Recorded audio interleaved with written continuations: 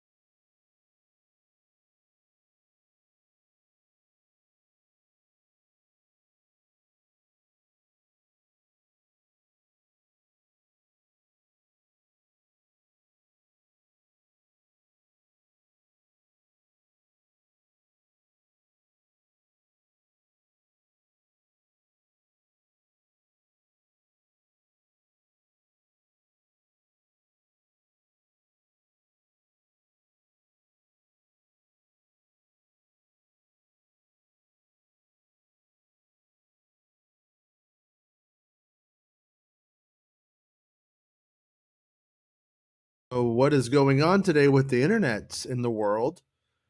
Something maybe it's what happens when you try to become a Russian oligarch to overthrow Putin. But if you guys can see me and hear me, please let me know in the chat right now. I would appreciate it. I was on Star Wars Santa's show on a completely different kind of streaming service today, and it went down as well. And I don't know if that has anything to do with it. My buddy Baymax says elves aren't just screwing Santa today; they're on strike everywhere, apparently. But so today, by the way, hopefully Rob comes back. I also sent an invite to Chris from Australia, the Emperor, Chris. So hopefully he got that. We'll see what happened. But anyways, I was saving a little scoop I had today for the show that I was going to drop live on this show. So if you're still here, I think you are cool and you deserve it. And I hope Rob comes back because I kind of want to talk about it with Rob. I haven't published this story yet. I was gonna wait for the show. I see Chris Sreezy has been able to enter. Hey, Chris, can you hear me? All right, Jess. Good morning, Matt. Okay, cool. I can hear you. So when Rob returns, we should be back in business. That's great. But yeah. So really quickly, we'll give Rob a minute to jump back on because that was really strange. Everything just that could go wrong did go wrong. What happened? Yeah, please like the video, by the way, because we overcome adversity here. People say you can't do it. They're all, once you get taken off, you're so embarrassed you can't do it. But thanks, Bespin. Bespin is my favorite Star Wars reporter of all time, I will say. And then so we have a couple of stories today. One, by the way, because I know how the internet works. I want to say this before we get into the other stuff. I know how the old internet works, and me and Bespin, we coordinated the whole week together. Yeah, yeah, we did. So there you go. Like I was afraid that because Bespin set up a pretty good story for me to like launch off of, and I was like, yeah, you do that yeah, you go there. So I held what I had, and I was like, and then I'll take it from there. And then honestly, Bestman's gonna come back and he's gonna put some Mando stuff in your ear holes, in your eye holes, depending on how you take it, I guess. And it's gonna be it's pretty fun stuff. So I think it's gonna be a pretty fun week for Mandalorian fans. Nice. And, yeah, so one thing that I wanted to say is I'm gonna publish an article right now. And let's hit I'm hitting publish. I'm hitting publish again. Okay. And this article is entitled, well, you know what? I should probably put it on the screen for you guys. Like Yeah. you guys probably want to see what I'm talking about. And I think that helps. So let me open it up. I just had it in the editor. Hey, it's Kim Gordon from Sonic Youth. Love Kim Gordon from Sonic Youth. Okay, let me share my old tab here. Sorry, everyone. I decided at the last minute that I was going to go on Star Wars Santa's show and hang out with him, which is always the best time and totally worth it. No regrets there. And then so I went and did that, and then decided, you know what? I needed to get this little piece out because it just keeps coming up in chat, and I'm like, you know what? I need to put out. Hey, Rob, you're back. I'm back. I can hear you. I can hear that chocolate voice. Welcome back. It's more like Yoo-hoo. So today I think we have two absolutely rad Star Wars stories, and one for Star Wars Obi-Wan Kenobi and one for The Mandalorian. Both are in the spoiler territory, but like I was always walking on eggshells around people, you know.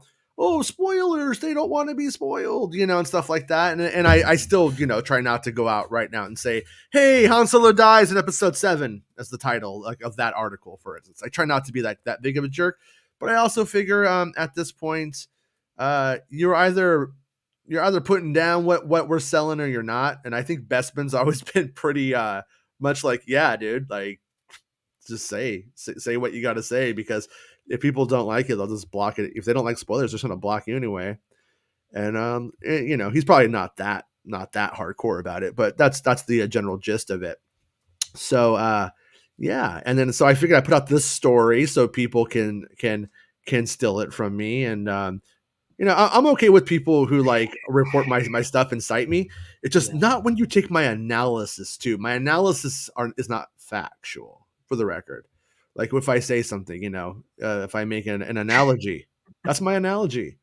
And granted, I am taking spoilers, but my favorite, Mhm. Jason, has been listening to some sites when they'll watch footage and go, you know, I think this person might do this or that. And I'm like, that's just what Jason said they would do. And it's not obvious shit, you know? Yeah. Like I see that from pretty respected sites. And I'm like, really?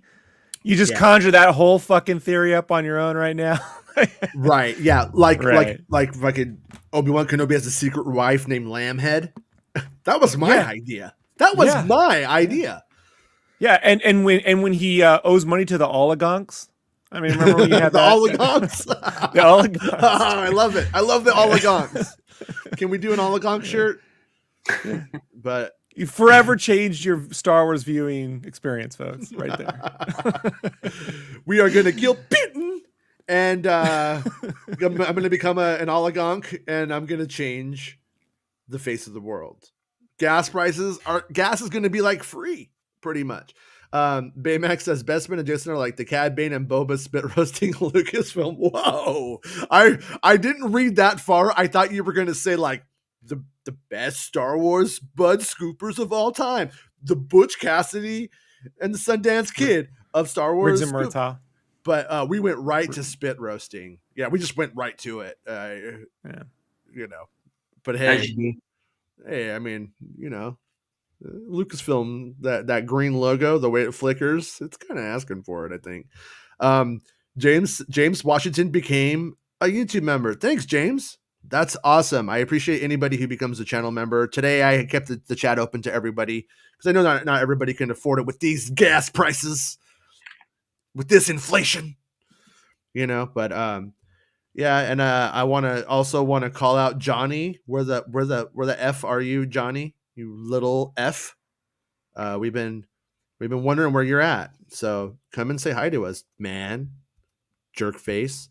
What if he's in the phone booth going out throughout time, You know what I mean? To like, because he's a musician. He's pretty good. I could see him being a wild stallion, right? He's Yeah. just doing that right now.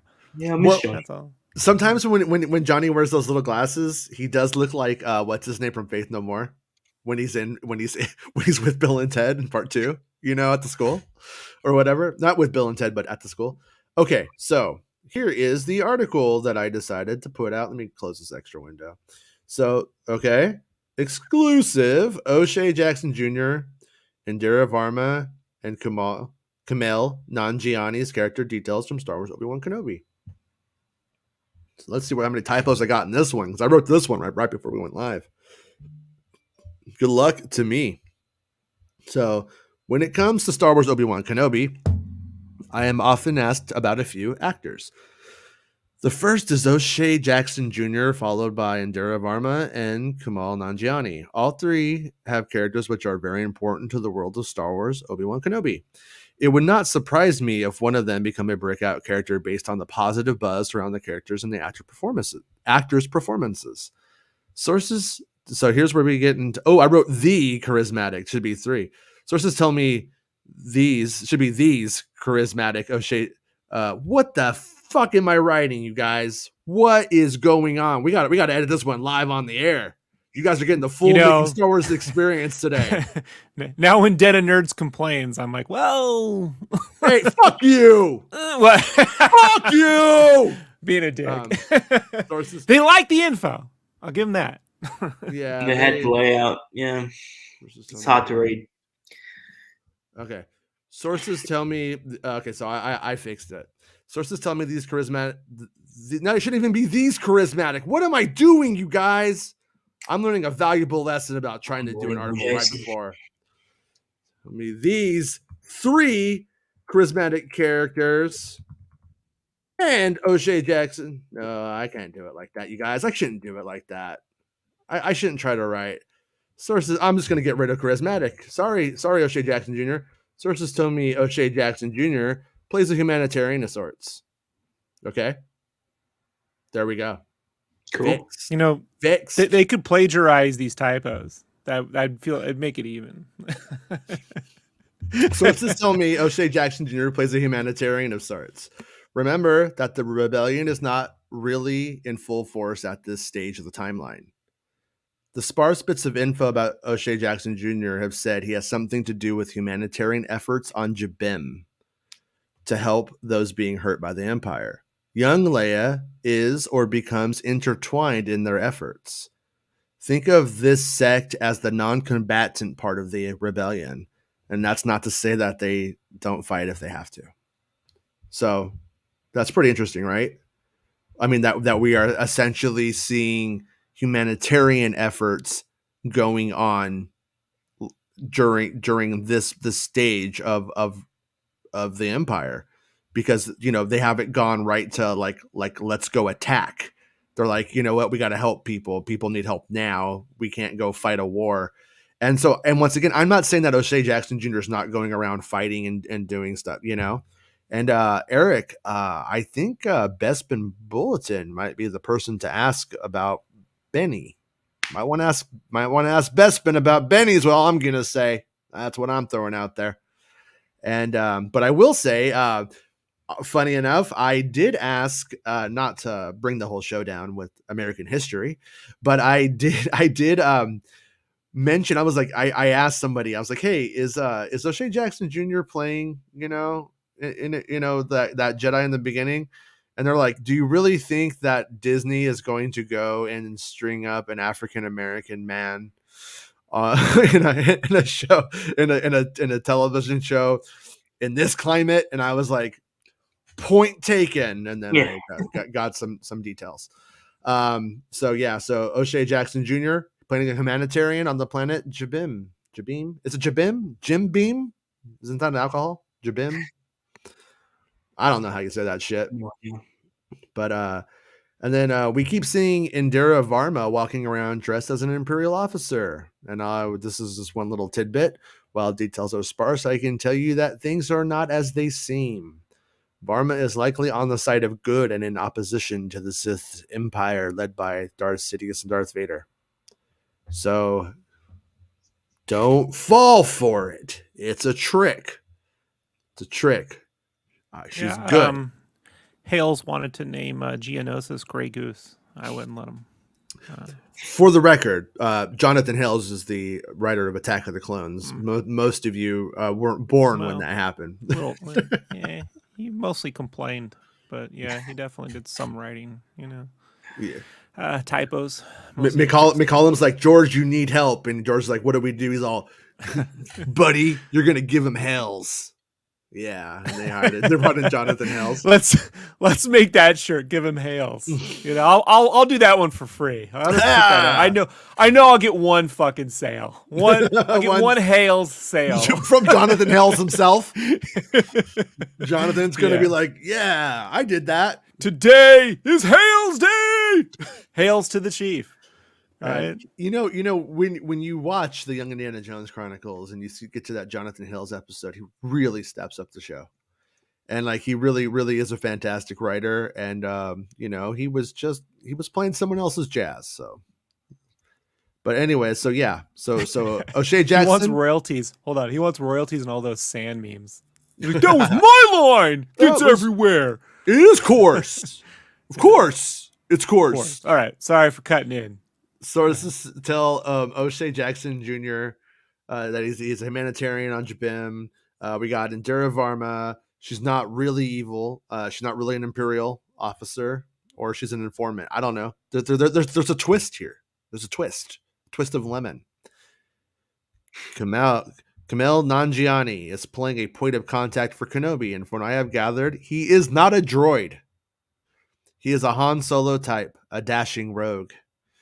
You think he is seedy and probably a bad dude in the second chapter, but when he turns up with O'Shea Jackson Jr.'s characters, probably on Jabim, later on you see there is more to the man than first thoughts. So he's a Han Solo type. Maybe he's an interesting spin on Han Solo. I don't know. Maybe he's Dash Rendar. I can't say. I don't know his name. So I hope you enjoyed the details and look forward to Star Wars Obi-Wan Kenobi as much as I am. And make sure you subscribe to the channel, you freaking animals. Make sure you like the video, you freaking animals, and support the channel by becoming a channel member if you can, or a Patreon supporter if you would rather have audio versions for your ear holes. And that is our Kenobi, our Kenobi scoop of the day. I think the joke would have worked better if I had said Hales want to replace it with Planet Zima, right? Zima? Yeah, Hales is more of a Zima guy. Dude, all of these people that are watching the show, they've never even had a Zima. It hasn't existed. They don't make Zima anymore, right? But it did at the time. Oh, so yeah. I'm trying to give you references from. Oh, yeah. They have no idea what a Zima from Zanzibar is. Remember that commercial? Yeah. Yes. They have no idea what that is. Yeah. Little tyrants. I wanted to call it. I wanted to call it Project Fanta. But, Fanta. We know what that is. The Phantom Menace. That's yeah, what they should have done. Well, if Pepsi hadn't come through, it would have definitely been a Coke movie, for many reasons. Imagine if Fanta had been the people supporting the Phantom Menace, how cheap that movie would have been. If we thought it looked cheap at times. Funny Zima story. I have one. Only time I ever inebriated. See, that's how bad I was. You're still drunk. Inebriated. Yeah. It was from my friend's house 2 blocks down to my house. And then I was at their place in 2000. And they were like, you got a Zima? I'm like, oh, I always make fun of these. I don't know what this is. And so I drank it. I had too many Zimas. Yeah, it'll sneak up on you. Yeah.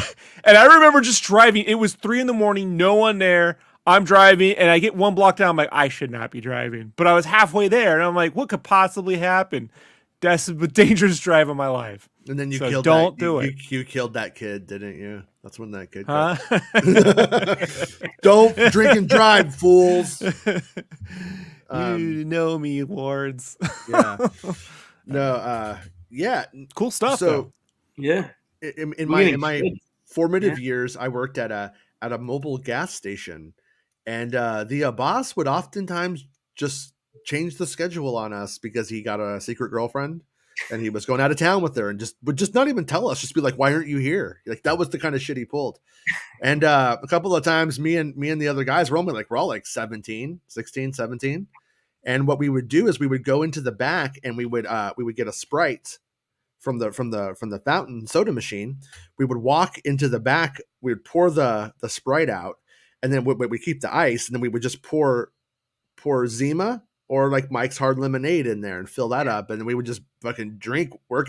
Just drink. Hey, you need to get you some gas? Get it yourself. That ain't our job. What do you think this is? 1950s? And yeah, we'd get pretty drunk at work. It's a pretty good time. But Boston cared because he's getting laid. But yeah. But so anyways, yeah, those character details, to go back to why we're here, those character details are very much very solid. That's what they are. That's the gist of who they're playing.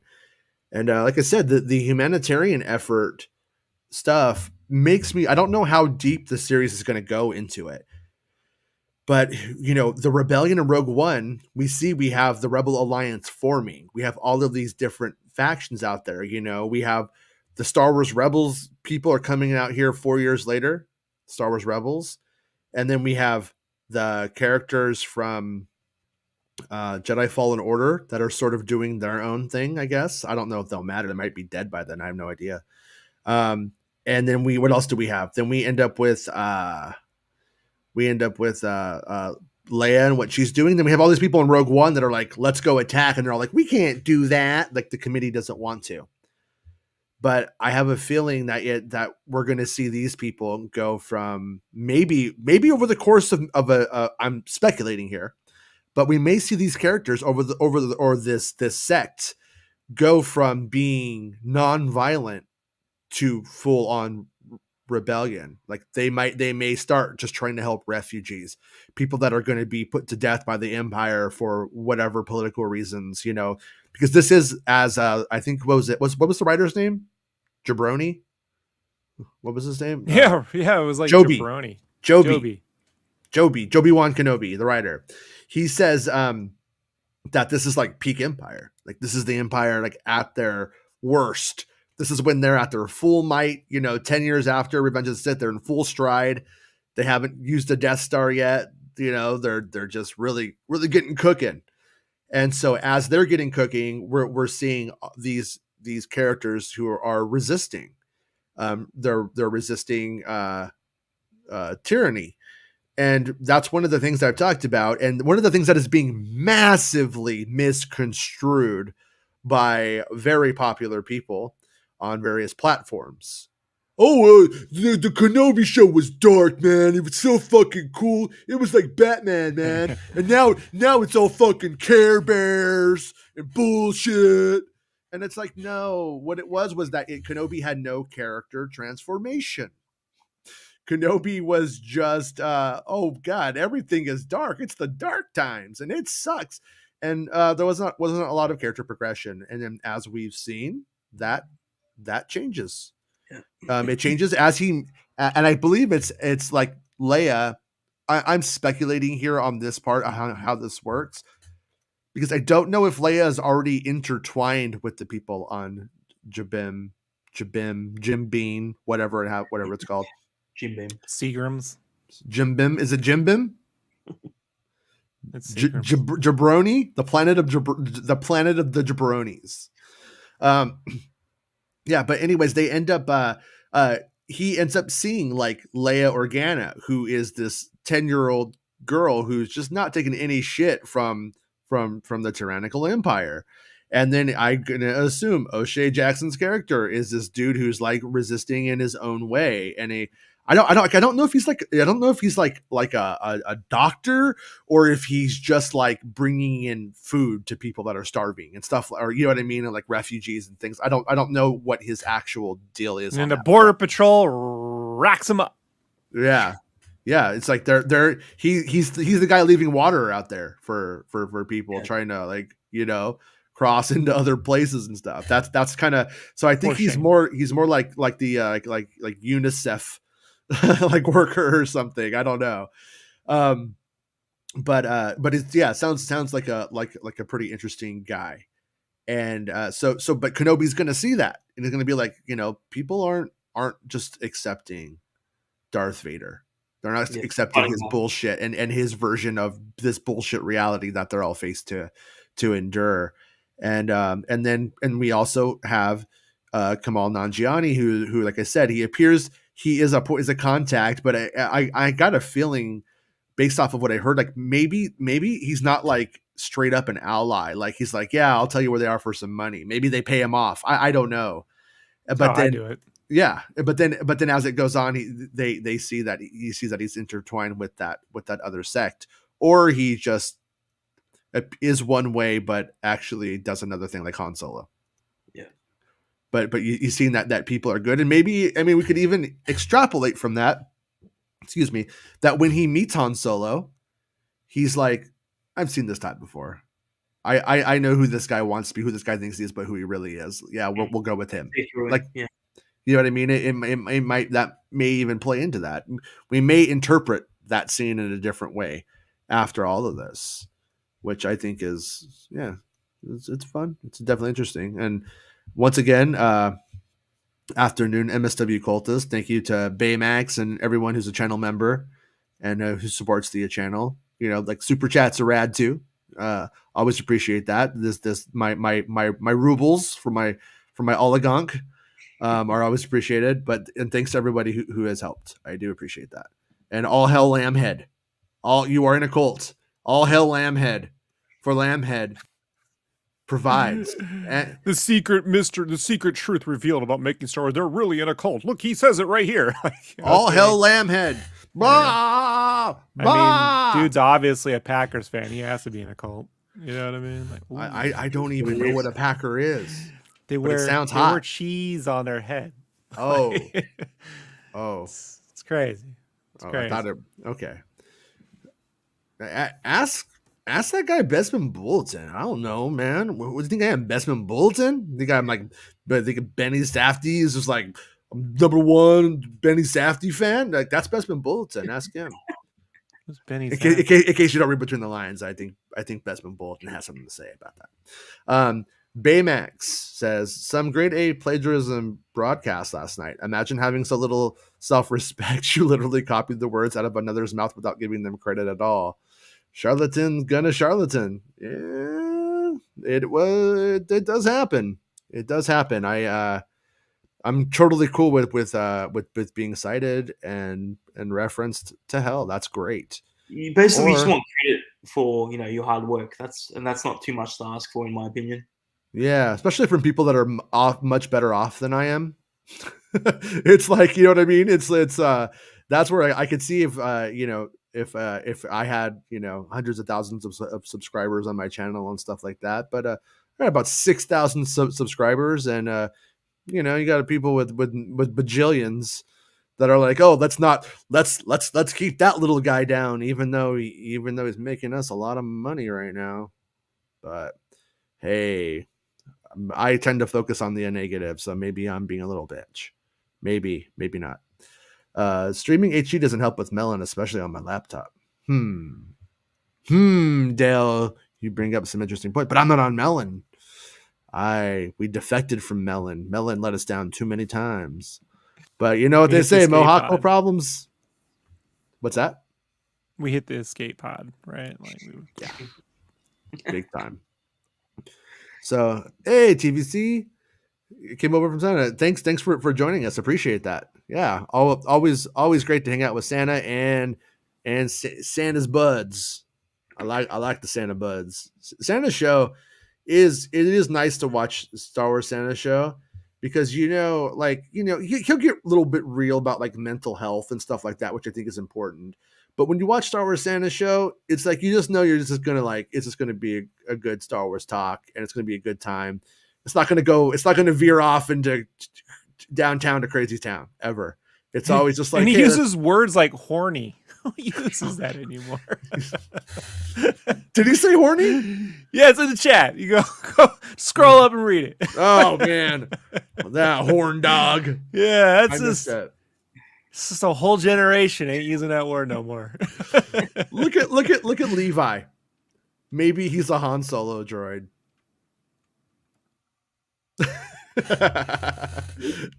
Nope, I promise he's not a droid. The only droid I have heard about is Leia's droid, and it's more like a The laptop. oligunk. It's more like a laptop than a She's rich. than a droid. Yeah, she is an oligunk.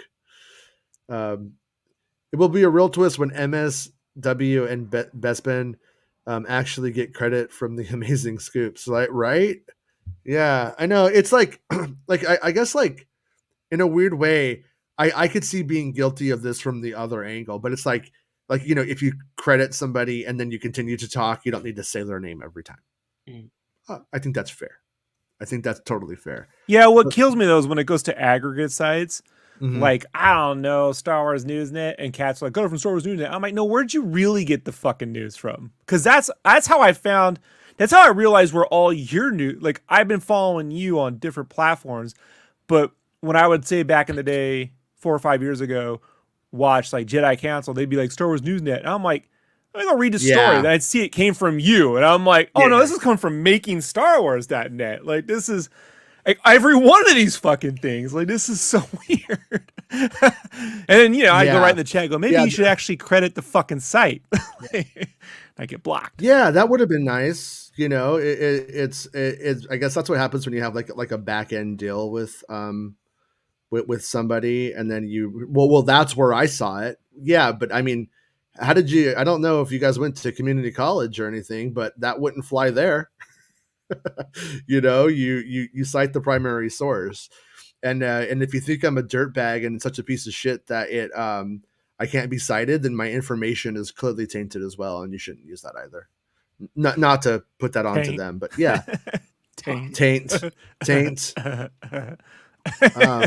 I know, Chris. I make Packers jokes, but I'm quoting Beavis and Butthead, so No, I have it's no all shame. good, man. It's all good. I have no. It's, I just want I hate to. I all just want American to say, football equally. Baymax Oh, made shit. this. I love Hootie that. tootie disco cutie. Hootie tootie disco Dude. cutie. That's that time we were in Long Beach. You need to You watch. can tell by the background. It's clearly Long You need to watch the Greasy Strangler. Watch the Greasy Strangler. Everybody watch it. Watch It's it. on my list. It's on my No, list. watch I it. got 2 seasons of Rebels to get through before I Nope.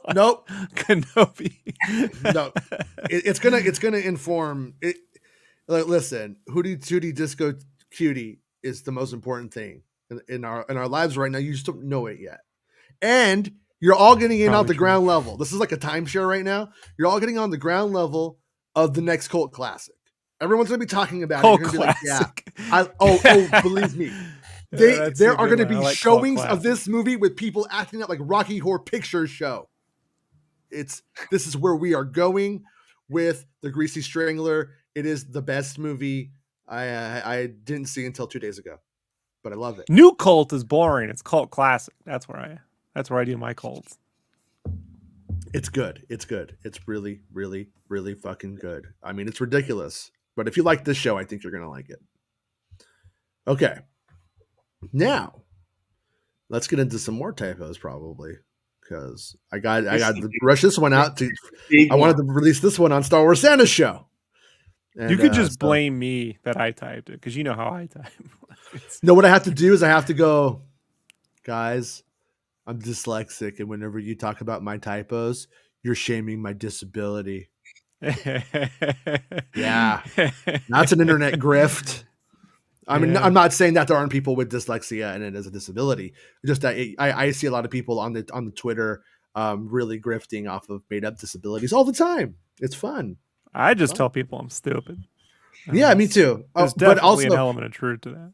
remember when Theo on Cosby Show though was dyslexic, and then we learned. But also remember when he smoked pot with cockroach. Oh, it was so fun. Anyway. See, here's how I knew the Bill Cosby thing was full of shit. Because on the Cosby Show, they're doing that heartwarming shit where you learn to respect. Then you cut to Bill Cosby himself, which my dad loved watching, and he's yelling at, "What are you, stupid? You're stupid!" Okay, and my dad go, "That's right, you're stupid." I sat there, I had to deal with Bill Cosby and my dad, both stupid. Yeah. So so I was like, "Fuck that Bill Cosby guy, man." I remember my mom looking at my father and going, "Why can't we be like them?" Yeah. And I was Doctor, like in my head, lawyer. Yeah. And I was like, well, because you didn't finish high school, you loser. And I ain't not being fucking Rudy Huxtable. Fuck you. I'll say that much. I'm no Rudy. I'm no Huxtable. All right, I had a seltzer last night and it tasted like Zima, says Max. Did anyone actually drink Zima after high school? God, I feel like it was just I don't know who did drink Zima is actually the question that the cultural American question that lingers in 2022. What is Zima? if I you know, don't and I mind? had 4 of them. Rob, Jason, what is Yep. Zima? I've never heard of it. It was just like it's almost like like the soda Sprite. It's like a clear, like lemony, sort of what carbonated. It's not a wine cooler, but it's not a beer kind of thing. Yeah, it's like a seltzery kind of drink. Is it alcoholic though, or is it just Yeah. a soda? It was alcoholic. In the loosest sense of the form, but I'm such a lightweight, bro. Yeah. Like in the army, my Thursday night, it was Thursdays because that's when Buffy and Angel would show up on Sky TV. I would watch Buffy and Angel Sky TV and drink a bottle of Boone's. And now that's my 1999, you know? God, I remember I was hanging out with the dudes from Nerf Herder, like 2001 maybe. And the dude from Nerf Herder, the singer, he bought us falafels. And So we're like, cool. thanks, man. We're like, I'm like 19 or 20.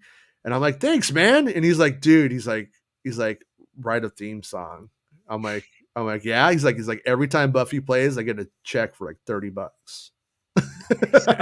And he bought me a falafel. And now we're friends on Twitter. I don't know. I had never told him that. Hey, remember when he bought me a falafel in San Diego? He did say the falafels were awful. I remember that.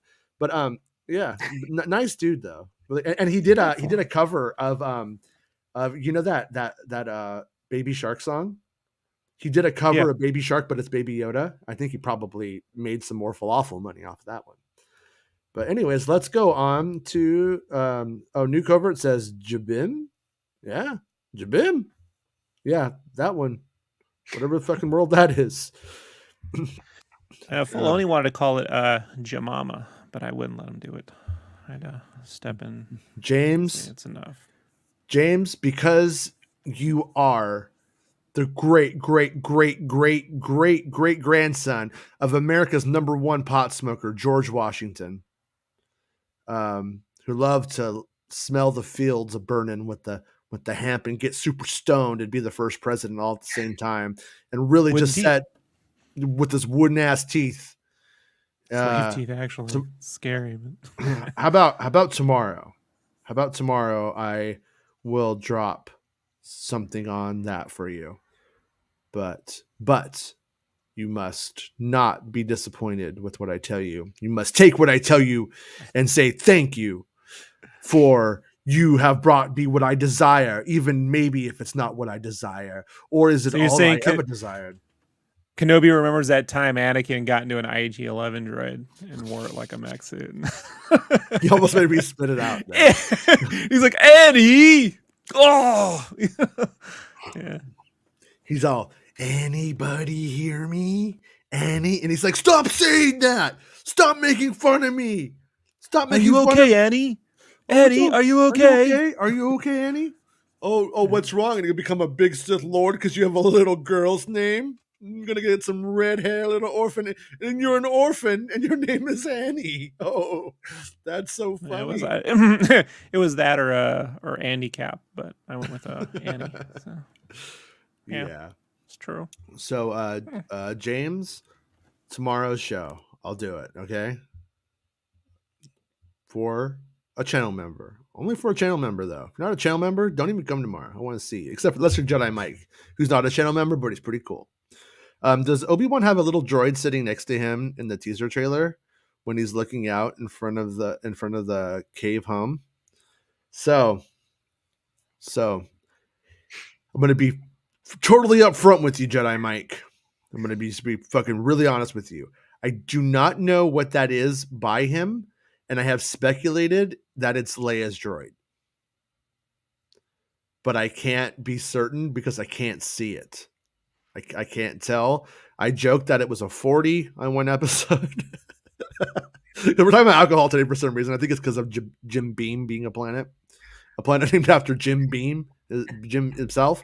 But I do I've kind of wondered if that's like Leia's droid. I kind of wondered if Bail Organa shows up with it, and then he has it and he uses that. So if that's a droid, does Obi-Wan in episode 4 go, the old droid technique again? Oh, the old droid gimmick. Send Obi a droid gimmick. Yeah, he picks it up and he's all, listen, I will take you with me, but I will not own you, for I do not believe in owning anything, especially droids. And he looks at the Except camera. mad puns, yo. Yeah. But yeah, I've wondered if that's Leia's droid. I have wondered, but I have no idea. For all I know, that's, like I said, that is just like a bottle of water. Maybe he's just out there drinking some water he bought from Tika. You know what I'm saying? I thought it was the Eopi's head. Like it was lying down and you just saw the top of his head. Yeah, And, Jason, how do you know Teek's a female? Does it like I didn't know like there's a difference between males and female Jawas. Oh, see, the Jawas got big old dicks, and the lady Jawas, they don't. They got big old hairy vulva.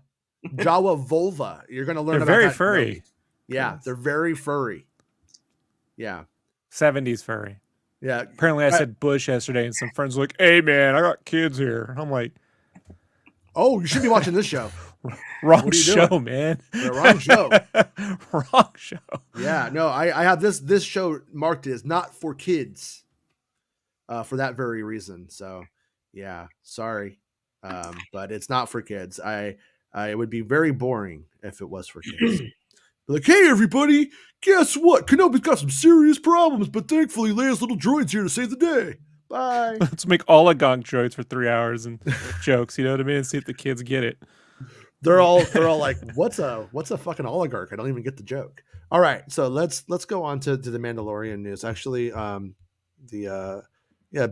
put up the new article. Thank you. Bespin dropped another scoop. What are you doing, Bespin? All right, Bespin's dropping scoops, so we will get to that after this next one. So all over the yard. Yeah, I think so. I wonder if Bespin dropped what I was hoping he would. I hope he did. I that would be nice. Of course, you guys are very welcome. Zima still exists, says my friend Eric Denton, whose house I will go to very soon and drink a cold Zima with. It's a sponsor of the New Japan Pro Wrestling. So there we go. You could Zima sponsor the show. Zima, we're holding the torch for you. Riho. So Cornet fans out there. So this scoop right here, decided to move forward with. Usually I would have sat on this and tried to gather stuff, but we saw images and stuff leaking out of, I think it was 4chan. I think it was 4chan was the originator of those images. Wasn't sure. People just sent me all the images. They were everywhere in like 5 minutes. And I was like, where did this start? Yeah. So once again, credit to the person on 4chan for sharing the photos from Mando. But I don't know what's going to be coming out. I was just like, you know what? Bespin did his thing. I was like, you know what? I might as well put out what I know that they've been filming over the last couple of months. Mandalorian season 3 wrapped filming a short time ago, I should say. And then they went into reshoots for the finale. Before anybody wants to spin that into some clickbaity things are bad, no, always part of the plan, and it's how they like do things. This is not this was expected. So, and reshoots are always expected. If you ever read an article where they're like, "Uh-oh, guys, reshoots," it's always expected. It's always budgeted. It's always a part of the plan. And in fact, I would say you should probably be suspect of those articles. And Bespin, you know what it reminds me of? It reminds me of the old "Ain't It Cool" news. The blurry footage on the Phantom Menace. It's delayed because the footage was blurry. Mm-hmm. Bring up some old bullshit scoops. Yeah, and I give those I give the old George Washington era founding fathers of the internet Star Wars era a little bit of a break. I think they were still figuring shit out, like things that today would never fly did, but that was one where it was like, come on, like the even at the time it was like the that's not DP, how it works. yeah, the DP of the DP on Star Wars is like, come on, you're really expecting that? You really think that's where this is going to go? You cut to the DP and it's Popeye's dad from that movie. He's like, I've been looking at this and eating my spinach, like, Yeah. Popeye's dad was nuts in that movie, man. Go watch it. So exclusive, the season finale of Star Wars Mandalorian Season 3 tidbits. These are tidbits. You can put them in any order you want. I don't know what the order of them is. I'm not pretending to know at this point. I'm just sharing it because I feel like the stuff is also floating around. It's come to me. I got it from very legitimate sources. Then I started seeing it coming from places I did not expect privately. And I thought, well, okay, it's going to come out. So might as well come out in the purest way possible. And that's me just going, I don't know what any of this stuff is, but I know what happened, what hasn't. So friend, scholar, brother, rogue, lover of life, dancer beneath the stars, and Star Wars newsman, Bespin Bulletin has a story about a cave set for the Mandalorian Season 3. Dr. Bespin mentions a large mountain and a cave set that he thinks could be the mines of Mandalore, brought up by the armorer in the book of Boba Fett. I have some things to add to the gist of that story.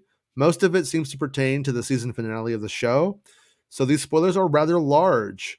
There are a lot of disparate pieces here, and we'll take them just as tidbits, basically what I already said. So Bespin Bulletin, in their article that you should go read, by the way, writes, around the same time, I was told the scenes being filmed, which featured a large mountain with snow on top of it in the background, and that Din Djarin, the armorer, and Paz Vizsla were around those scenes. So kind of big stuff, the armorer is back, Paz is back, that little spaz the Paz.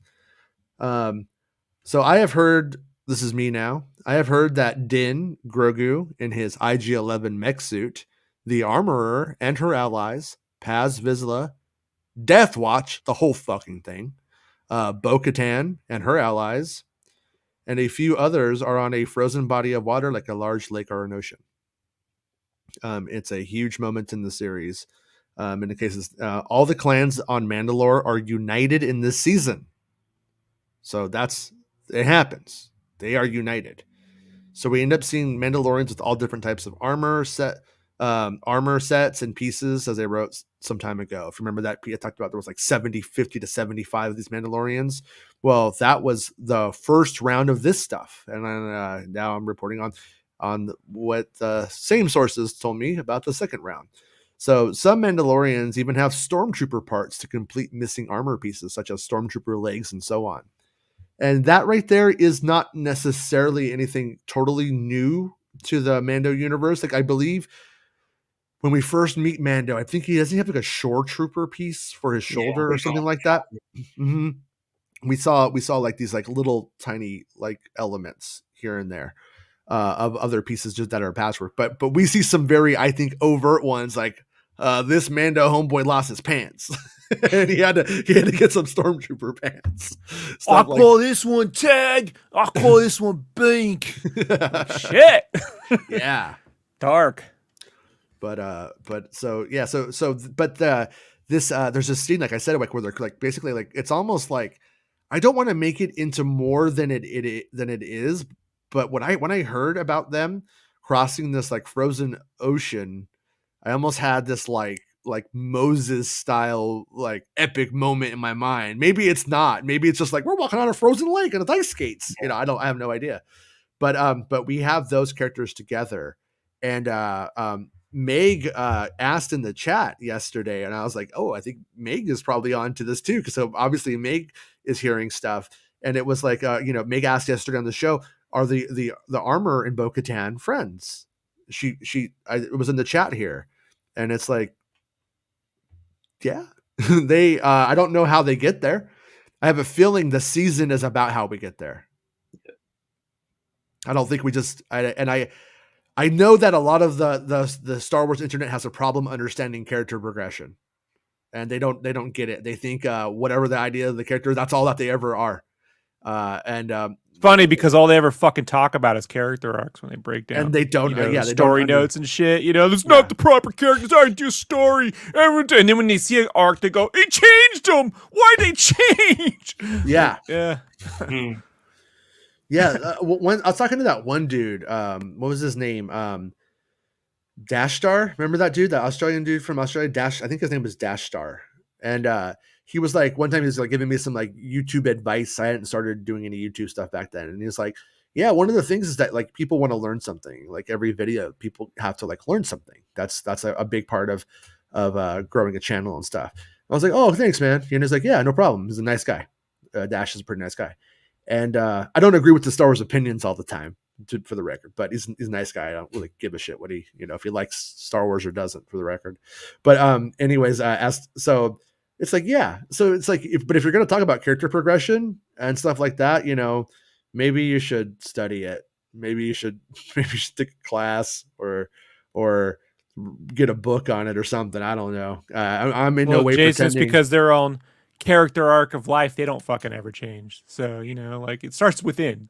Like, you have to be a person who can change to understand why characters would change. Yeah. I mean, it kind of baffles my brain, but it's like that's why we have so much fake outrage, generated outrage, controversies that are manufactured by the content creators instead of just, I don't know, just actually teaching somebody something, doing that part of it. That's what I would think they should do. So they benefit more from the conflict. That's why.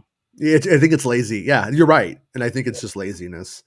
But all the clans on Mandalore are united in this season, so we end up seeing Mandalorians with all different types of armor and sets and pieces, as I wrote some time ago. Really patchwork stuff. I talked about a black and gold Mando, and I am sorry to tell you that pieces of that armor have been spread around. So that complete set is not apparently not going to end up. We will not see that one. From what I heard, the helmet and those colors. I think you see one that's like Paz's kind of style helmet. Maybe it's part of a Build-A-Mando set. Like, you got to get the different Mandos to take the armor off, and you get to make your Batmando, which is what I was hoping that was going to be. That black and gold one was going to be my Batmando to complete all the Batman stuff in Star Wars recently. We got Bat ships, right? We'd have a Batmando. God, that was my boy. Jason, you said he's really rad looking. And for 2 months I've been waiting for this guy, and then he's not even. You lied to me. No, I'm just kidding. Oh no, I let you down. Awfully convenient, Wars. Now it's not in there. No, when I actually asked because Chris was always asking me about it. Chris was like, busting your balls, man. Yeah, it's your fault. And I was like, you ruined it, Chris. If you just shut up, they wouldn't have changed it. Yeah. But yeah. So, anyways, look for those little pieces, and you will see them, and you could probably start to imagine what it would have looked like, So, and then I got Baymax helping me with some pictures right now to get me a couple of things that we could show some ideas of what this might look like. Although I doubt that they are going to be what it looks like in the season. But anyways, so yeah, unification on Mandalore. They shot some scenes this last week of a crusty light-skinned man and a crusty dark-skinned man, and who are leaders of oppositional Mandalorian forces that reluctantly come together.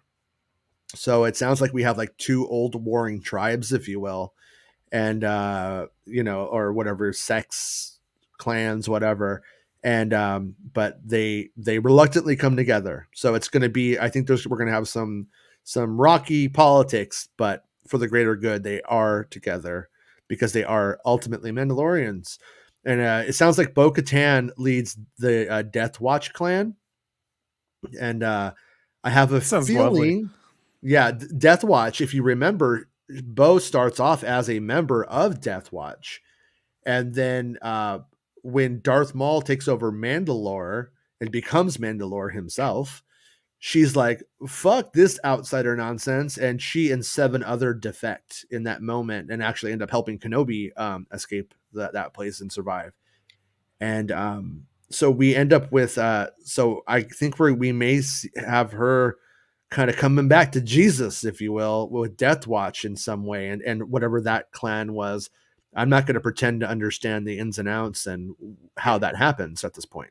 But and so yeah, and then however, all these disparate clans come together this season. And then there are also like 15 or so child-sized Mandalorians fighting alongside their parents. So you're going to see some kid Mandos. Yeah. And then they have been filming during these reshoots a purification ceremony.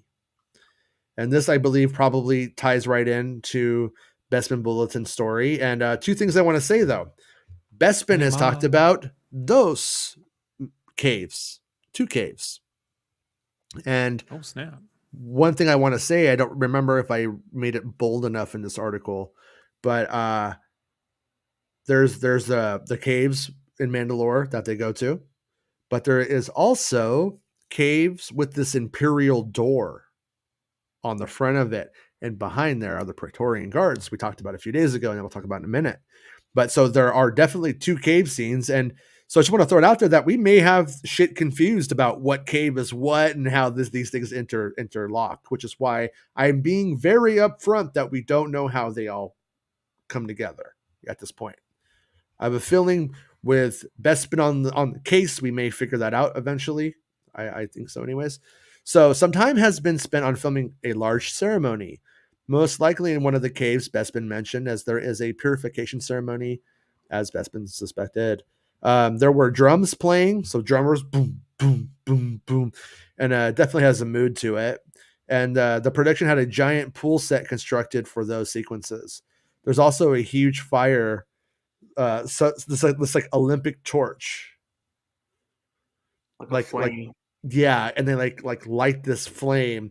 And then the interesting part is that the armor gave Bo-Katan a torch, and she lit this flame, and everyone begins chanting "For Mandalore" in unison and clanking their gauntlets together.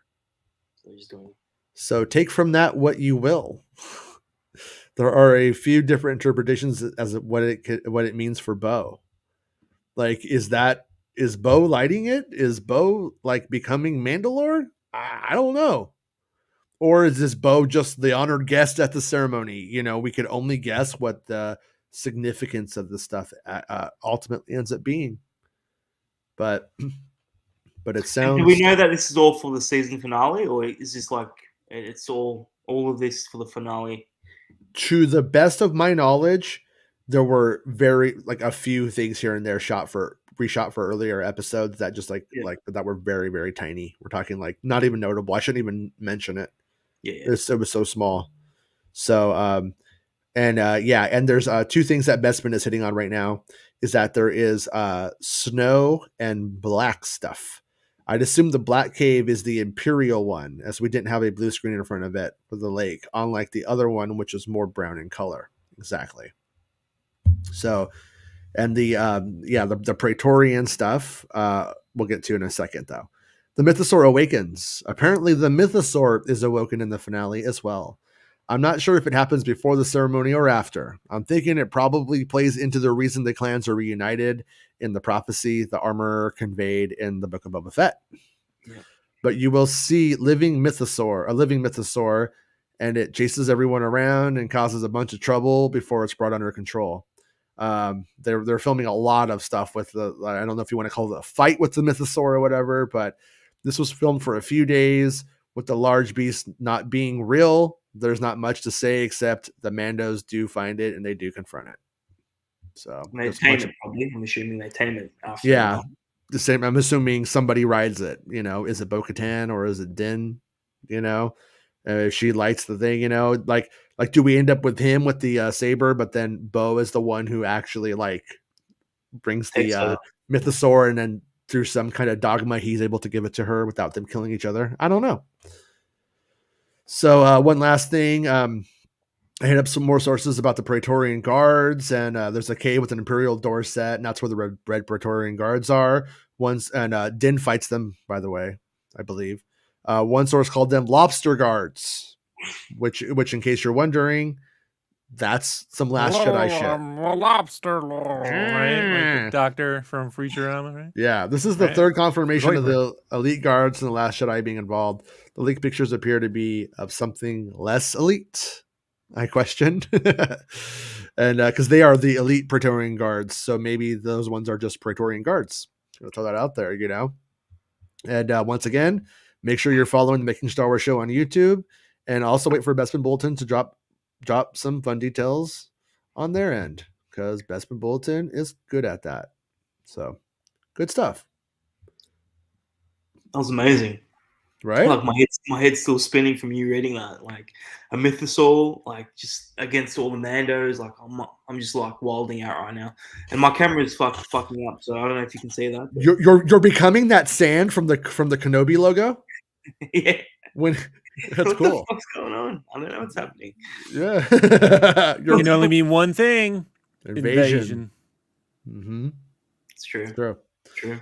But we should always have to, anytime someone says it can mean only one thing, everyone has to stop and look at the camera, wherever that is. Wherever it is. Invasion. Right? Yeah. All right. I'm gonna log out. I'm gonna log out and come back on. It's pissing me off. Okay. I gotta tell you though, like I've said ever since this last episode 6 of Boba Fett, like I just see the Mandos as heavy metal dragons and armors and shit, man. Like they should be battle axes with fire and space shit and space dragons and rock and roll and all. I mean, that's what the Mandos really are compared to the Jedi, which are like samurai and stoic and honorable. These fuckers should be thrashed. They should be like the Gwar, right? Gwar wears crazy costumes and like I love it, man. Shit's dope. What is that? So this is what Baymax found for us, and this is just some. I don't know if it's concept art or if it's fan art. I'm not sure what the lineage. It's too cool to be real, man. Well, yeah. I'm curious if actually Baymax can maybe can tell us. I don't know. Maybe he knows. The weight is too perfect for Star Wars. They tend to fuck it up somewhere. Yeah. They'll give it like dragonfly wings or some stupid shit, you know. Look at them feet, man. They got my Sam Keith. Well, my feet, really. Big old feet. I love it. Max feet. Yeah, that looks cool. Baymax asks, could the Imperial forces on Mandalore be the same faction of Imperial Mandos from Rebels who have evolved into this pre-First Order remnant? Gideon has to be part of this group. I could definitely see something like that happening because he has the Darksaber. If you had the Darksaber, why wouldn't you exploit that in that culture for your own gain if you're a piece of shit like Gideon? Right? I mean, it does ultimately make sense. I mean, unless you have Bo-Katan types that are just like, no, we're not going to take Maul. We're definitely not going to take the guy who runs to the chicken place down the street. You know, that's one take on it, I guess. But do not call me chicken. Thank you. Okay, so artist is Eldon, and it's concept art. Okay, cool. So there was concept art. Yeah, it's pretty fucking neat. Yeah, I love it. Artists on the shows are great, dude. Every time they show that artwork at the end, I'm like, just strive for that a little bit more, please. Yeah, that's why I think 6 was so good, because when you see the concept art at the end, it matches a lot of the shots in the actual episode. You know, like, so the more they match this art, man, the more Star Wars is artistic like this. That's fucking hella cool, dude. Hasbro pulse that shit. You know, I'll waste it at $350. Don't tell my wife. Yeah. Well, one thing about like my take on the Mando stuff, like what we got in Book of Boba, where they're like, yes, you must hold the sword and, you know, don't fight. And they're like doing all that kind of shit. Those kind of moments to me I have a natural eye roll Han Solo inside me that I cannot not make fun of it. And my instincts as a creative or whatever are, you need a Han Solo in those scenes who's just like this bullshit the whole time for me. You know, like, because it works so well. I don't think when Han Solo does it though in A New Hope with Obi-Wan, it works so well. And if you do it too long, it gets really cringy. Like when all the Merc Mandos were at Celebration and they started going for Mandalore and doing their fucking Klingon shit, it's pretty cringy. I'm glad they have fun, but it's pretty cringy. The thing, though, Jason, when you do that every time, then it's just now you have like a random fish guy alien that he had captured, and there needs to go, oh, and then it just becomes a big goof. It almost feels like you're trying to take away from a moment every time. I just think it depends on the scene. It's her, him, and another dude. You know what I mean? Underneath all this shit, the only ones left of their cult so far training. That's how they would act. Yeah. But if you're on a ship, a freighter, right, going off to whatever, and they're just surrounded by a bunch of people, and they have this conversation, then someone should be like, that's bullshit, you know. But if you interject that voice, just because you feel you have to have it, you don't have to have it. It wouldn't be better. Like, I know what you're saying. So? Yeah, I feel like every time, no, it's gonna be really bad. It would be every like time, not every time, but but like you do there is a point where, like, that episode of Book of Boba, where when you keep doing that fucking like when you get too fucking like D&D in the wrong way for too long, where the audience starts looking at their watch going, this ain't shit ain't for me now. And everything about that episode is on point for me, man. And I am really, you know me, I ain't no D&D dude. Yeah, I'm not a big heavy metal guy. Like, no, you're a big D&D guy. I could tell. I know.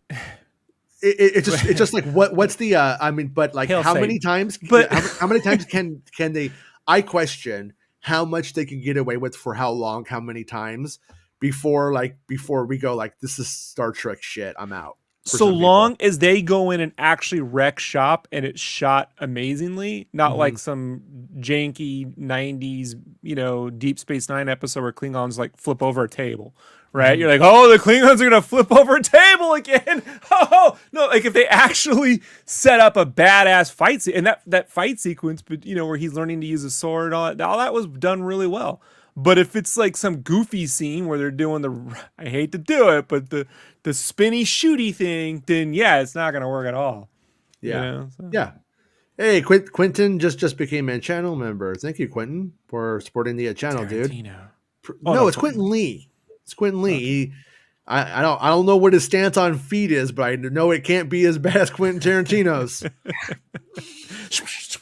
Thank you, Quentin. I love those feet. Appreciate it. Hey, Jason, can we answer a question from James Washington, which I have great interest in, and he says, "Will Mando's suit be upgraded?" By James Washington. What do you know on that? Yeah, on that one, I haven't heard anything about there being any huge changes to. Quinn's like, nah, I'm good on feet.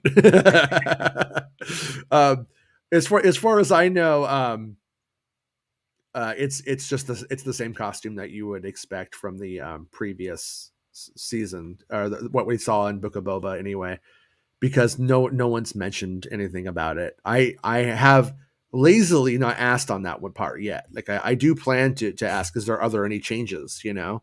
And there's like one thing I'm trying to like confirm too, is when that ceremony is going on, is Din there or is Din not there? Because if Din isn't there, then that's like what the fuck happened to Din, and Bo-Katan is clearly becoming Mandalore and Din's out of the picture.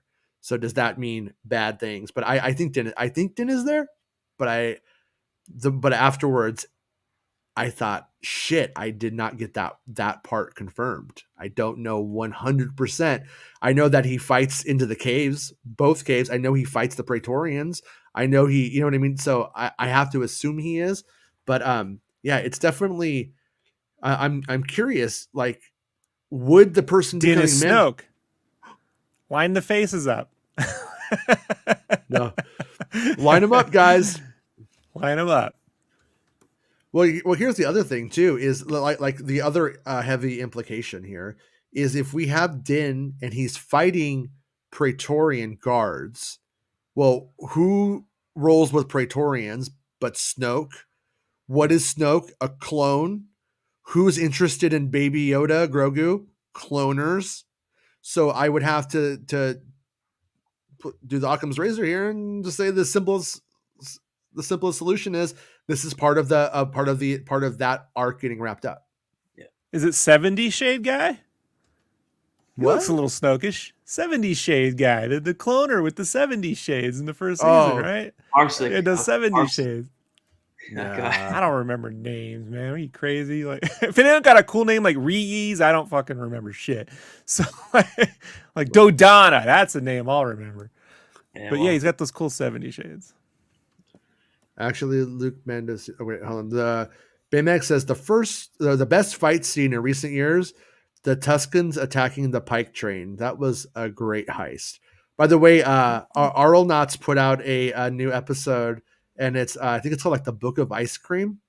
And me and the kids watched it before school, and my kids they had tears in their eyes from laughing so hard. It really hit home with the kids because it was about ice cream. And They're the yeah, it's best. it's Or really not. good. Did you watch that one yet, Rob? I saw it right before the show, and I'm like, I gotta watch it with the wife. So she Okay, wants to. okay, yeah, We'll get it's it, good. yeah, so it's on there. It's But beautiful. when I went to go see the Batman, I was rolling their "Let's Go, Let's Get Ready to Go, We Want to Go" song on a loop. It's my new going to the movie song. So twice a year when I actually go to the movies, I just play that. It's fucking awesome. Like they're so good. Yeah, Aeronauts are the best. yeah, what's yeah. the second movie you're gonna watch the movies, Rob? You said twice a Doctor year. Strange Oh yeah. Rob loves strange, as they say. and Sonic, whichever one comes out first. Probably Sonic 2. That comes out first.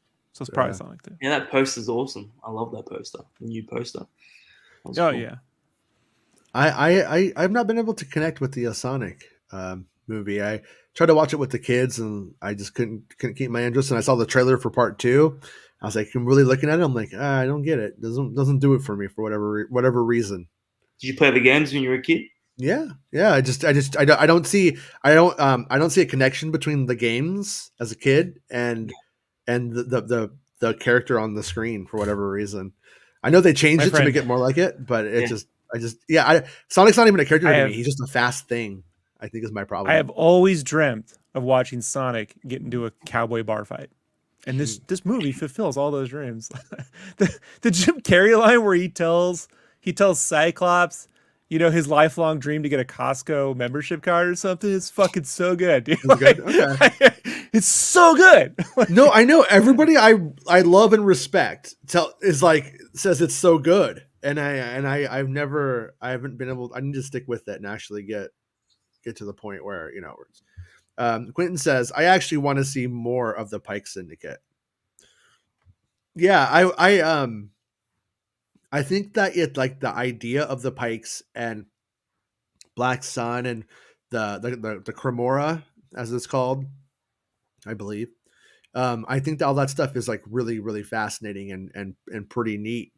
I was hoping that we would have saw some of that coming in Book of Boba, and instead, I'm okay with like just saying those were the foot soldiers on one random planet, and seeing what they can do with it.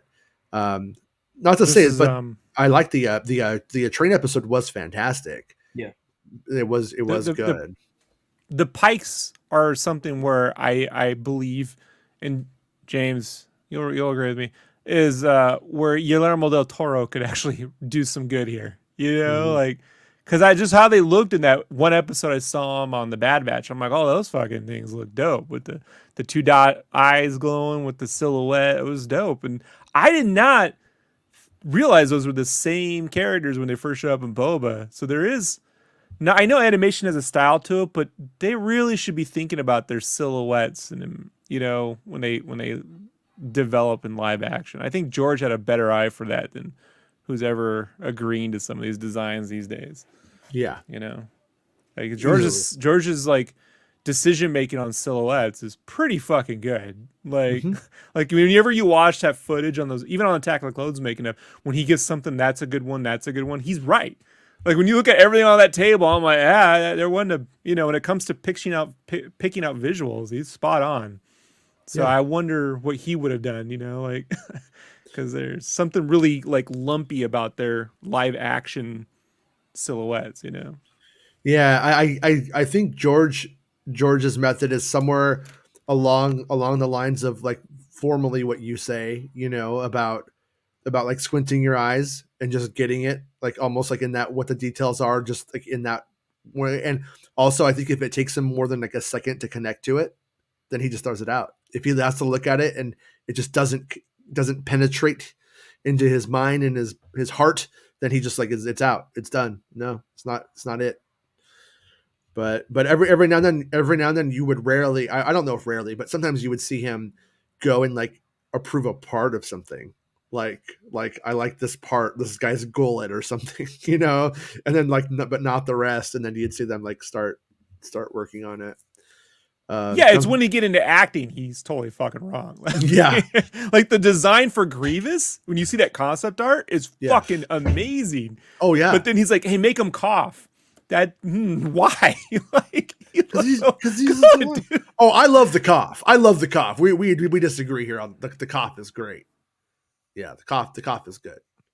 George Lucas is the cough. Do you know that? George Lucas got sick during production, and the cough is his cough. Yeah, it's his pain as an artist, Rob. To quote Spock, fascinating. Fascinating. Don't you ever quote Spock on this show again. Okay. I really don't care. Quentin Lee says, when they introduce these large gang families, it leaves me wanting to see all their business. Yeah. I would love to see them really do a true crime story or a true like gangster story. I know Book of Boba had 1 foot in, but it only had 1 foot in. And I don't even mean that as a slight on it. It didn't do it wasn't an actual gangster movie or a Guillermo del Toro is the perfect guy for that. Like for the Hutt, like as well, he was rumored for the Hutt movie or Tale of Java Palace or some gangster. Like that's with the creatures and shit. Like he is the dude to do that, man. Like, and I still think that the visuals on those twin Hutts was pretty spectacular. Like the fact that they pulled that off for a show. I'm still looking at like that may be the best Hutts they've pulled in CGI yet. You know, I'm glad they didn't kill them. I'm glad they're alive so we could see them in something else. I thought we'd see them again, you know, in the season finale, but unfortunately not. But I do hope we see them again. Yeah. I think like one of the, while I do have, like I said, misgivings about Book of Boba on a whole, I do think that there's a ton of good things that it did introduce, like in live action, like Black Crescent and the Wookiee. He's going to be in something else, and it's going to be fantastic. I think, you know what I mean. You imagine Guillermo del Toro hooking up Chrysanthemum. You know what I mean? Like you have Del Toro on the brain. I do, and I'm not the biggest fan, but I do think like, look, you know what? He's like Respawn Entertainment. Respawn Entertainment was making Titanfall 1 and 2, but they didn't get the big win. And that Jedi Fallen Order just put him right on the map because they had the talent. I feel like, he's won fucking Oscars, but he hasn't had that big genre win, you know, yet. He hasn't had the big financial $1 billion win. And man, dude, him with the Hutts and all that stuff, the creatures and shit, fucking... Dude, only Guillermo could put Lambhead in Star Wars and make it work, you know? Oh, sure. Probably. Yeah. It's got like saber horns and shit.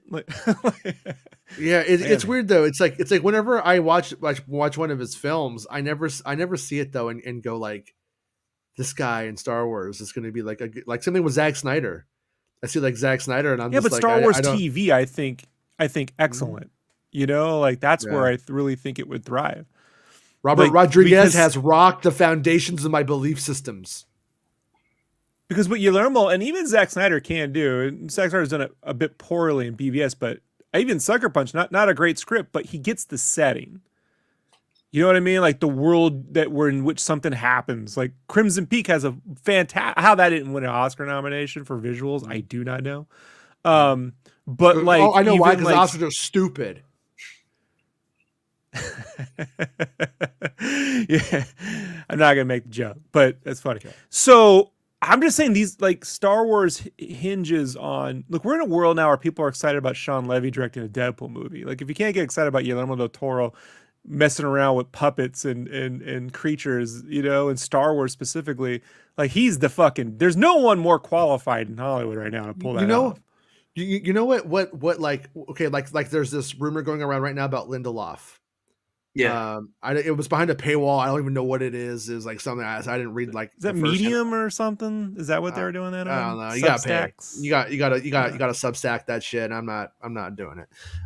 So anyways, and I'm not saying it's fake or it's real. I don't know. Like I said, Chris remembers back in the day, I was hearing stuff about him, and then he actually came out and said, "Yeah, like I think I'm going to be making one of these things at some point." Which I don't know if that Dude, quote's gone around, but he's grown as a team leader though. Like mhm. the crew he put together for Watchmen was phenomenal. I don't have Like, any problems with him at all. I love him. and he admits I like defeat, his. which how Yeah, many people in Hollywood go, fuck that one up, you know? sure. Like, Yeah, yeah. no. I think he's a very good writer who he dares to dream, Rob. But anyway, but what I'm coming to, the conclusion I am coming to, when it comes to people like Lindelof, when it comes to people like Del Toro, I don't want to see them fuck with existing things. Like for instance, Robert Rodriguez. At this point now, I can say this in hindsight, but I'm not interested in Robert Rodriguez's idea of Boba Fett. His idea of Boba Fett and mine are not going to be the same. I'm just not going to really give a shit in the big picture. But Robert Rodriguez working on Star Wars, I probably am interested in still. And so I I'm want not to. saying a Jabba the Hutt show or movie. I don't want to see I that. know. I'm No, I saying like know. those two new Hutts or Hutts in general. Mhm. Yeah, I'm with you on Yeah. that. Yeah. No, so what I'm saying is like Del Toro doing a Star Wars fairy tale kind of weird thing, like Pan's Labyrinth in the Star Wars setting on some bizarre ass planet with all these crazy shit from Labyrinth or something going on. I'm there. Like I'm for it. Like I think it would totally work. I think it could be cool. And oh shit, I just remembered I bought tickets to see Labyrinth, the movie. And Like, I don't oh, remember what 30 it years was. ago? Yeah, I think you missed it. Yeah, no, wait, when is it? It's on the 22nd. Okay, I got like a week. I was like, shit, did I forget to go? Did I forget to go see that? But I'm. But anyways, yeah. So, Bespin Bulletin is suggesting a couple of things. Bespin, am I allowed? Hold on. Can I suggest this on the show? What you're suggesting? But because this is what I thought it may be, and I didn't do the work, so I implied it. But you got your show the pics. Okay, cool. He said I could show the pics. Okay, because yeah, this is kind of where I thought this might be going. Just don't show my picture. Oh, come on, you don't have pants on. Okay, Bespin doesn't have pants on, so we can't show his. No, Pants Off should be a Star Wars character, though, right? You can see that Return of the Jedi figures, Pants Off. And he's Pants like, off. he's a big Wookiee, but he just doesn't have pants because he's pants off. Okay, so I'm gonna drop these pictures over to my computer here, and then we will Awesome. we'll show them. So yeah, I don't remember the chat might remember the characters' names because I started rewatching Rebels, but I am not that far into Rebels yet, so like I'm a little bit behind on character names. I've forgotten them over the years because it's been a long time since Rebels came out.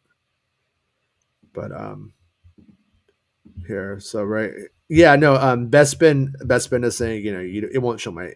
I'm putting them onto the computer so that way I can just share them like full screen. But he's asking he's suggesting maybe it's these characters, and I cannot lie, I thought that maybe they could be as well, but I don't know if they are. So I wasn't going to move forward with it. But thank you, Bespin, for pulling these. But look right here, so we got this cool right here. This could be one of the crusty old dudes before he's old and crusty, or too old and crusty. Right? I mean, it seems possible. And then old Fen Rao. All right, that is Fen Rao, correct? So yeah, those could be the older dudes that we're talking about. So thank you, Bespin, for pulling that for us. I appreciate it. People need to stop trying to call me when I'm on the show. I ain't gonna answer. So when they introduced these large gang families, it leaves me wanting to see more. Yeah, and we agreed. I think definitely go somewhere fascinating with that. And Rob, Greasy Strangler, Rob, Greasy Strangler. It's important movie. Get right It's on important. that. You gotta watch it. You Lynchian bastards. Quinn says, I'm also having a hard Lynched time with out. Sonic. Yeah, I'm Sonic, sorry for you folks, man. It's super fun. Yeah. Yeah. Yeah. No, and I'm not saying it's bad or anything like that. You know what I mean? I'm just saying, like, just couldn't connect to it. Oh right, like I'm just saying it's not your thing, but it's just a shame because it's super. It's better. It's way better than it has a right to be. Like it's super. Yeah. At this point, it's the best video game movie made. Yeah. Cool. Yeah, I'm still. How do we not actually have like a good Zelda and Mario movie at this point? Is Man, I'm beyond me hoping as for a well. Zelda movie sometime soon. That's my favorite game of all time, Ocarina of Time. I Yeah, love same. Given Same. I get Nintendo and their unwillingness. If you've ever there's the Console Wars book is fantastic. The audio novel is Mhm. fantastic. It's like Okay. listening to the greatest fucking TV series never made. Okay. You can get it when you see how bad that movie was for them to Yeah. deal with. You Yeah, can see oh, why yeah. they held off. What I don't understand is given how good this Dragon Quest anime is, The Legend of Dai or The Adventure of Dai, why we haven't had a Zelda animated anime at this point, you know, or Yeah. something beyond the Nintendo, the really cartoony ones they did in Japan and America, but like an actual Zelda anime. I mean, that should have happened by now Yeah. because that thing's amazing. Well, we're getting Yeah. a Super Mario movie in December with Chris Pratt being Mario. So Oh, that's right. I forgot all about that. Yeah. Yeah. Yeah. Everyone's Well, like, the best part "Where's- of that is that Seth Rogen is Donkey Kong. So come on, He's so you gotta give him cool. credit there. I just like the announcement. He's so cool. Speaking of the Pikes, who is the big bad that promised them Tatooine that the Hutt twins were scared of? They set that up and just left it hanging. Mephisto'd. Yeah, they definitely did. I am pretty sure Book of Boba was supposed to be multiple seasons. That's what they were hoping for. I from just the general vibe of things from the conversations I've had with sources and stuff. Sounds like they know. They know. They know they fucked up a little bit. Yeah. I'm not saying across the board or anything, but I definitely have that vibe that internally everyone's not like, well done, well done, we did it again. So when they go to high five and they miss, like in Dumb and Dumber, right? Damn it. Quentin says at Baymax, I think they may have been a play by the twins, and then they realized they should wait in the cut to see what happens. That I think is the most probably healthy like reduction to make, because we may never see it picked up anywhere else. It may never be important or come into play. And so with that in mind, yeah, I think that probably makes the most sense. Laugh out loud. That gives a plot hole an excuse. Maybe they forgot, but yeah, I think it was to be picked up on if they continued, probably. But where it was placed and how it was placed, it made us feel like it should have come in the season, because that story is just. I'm not even like a structuralist, but it has structure issues fucking out the like it's bad. It should have been like a collection of short stories about Boba Fett and his time, and we could have just picked up every one with like, yeah, here we are, like now, Like an anthology, mm-hmm. but featuring Boba Fett. Featuring Boba Fett, and like, yeah, and it and it would have worked a lot better. Baymax says maybe I was just expecting some big bad in the finale or post credits, and we got Cobb in a pod. I like Cobb. I like Cobb in a pod. I'm glad Cobb's fine. I'm glad. I want Cobb. I think Cobb should have his own show. Do you think Cobb will be in Mando season 3? Oh nah. I hope so. Yeah. But at the same time, if we end up going to Mandalore, and stuff, I mean, I was hoping that Cobb was going to get like some honorary Mandalorian armor. Yeah. I was hoping at some point they were going to be like, like they were going to give him the helmet, and he was going to like join them or something. Because I mean, it clearly, like, the armor, it got to him in the first place. He did well with it. He seems to be an honorable guy. So I wouldn't not be mad if, and I have a Mandalorian shirt with Cobb on it, and it's my favorite. It's probably my favorite cheap Star Wars shirt I ever bought. It's like one of those, like, They give him the the black and gold armor, and then 2 episodes later they just take it back. He just loses it.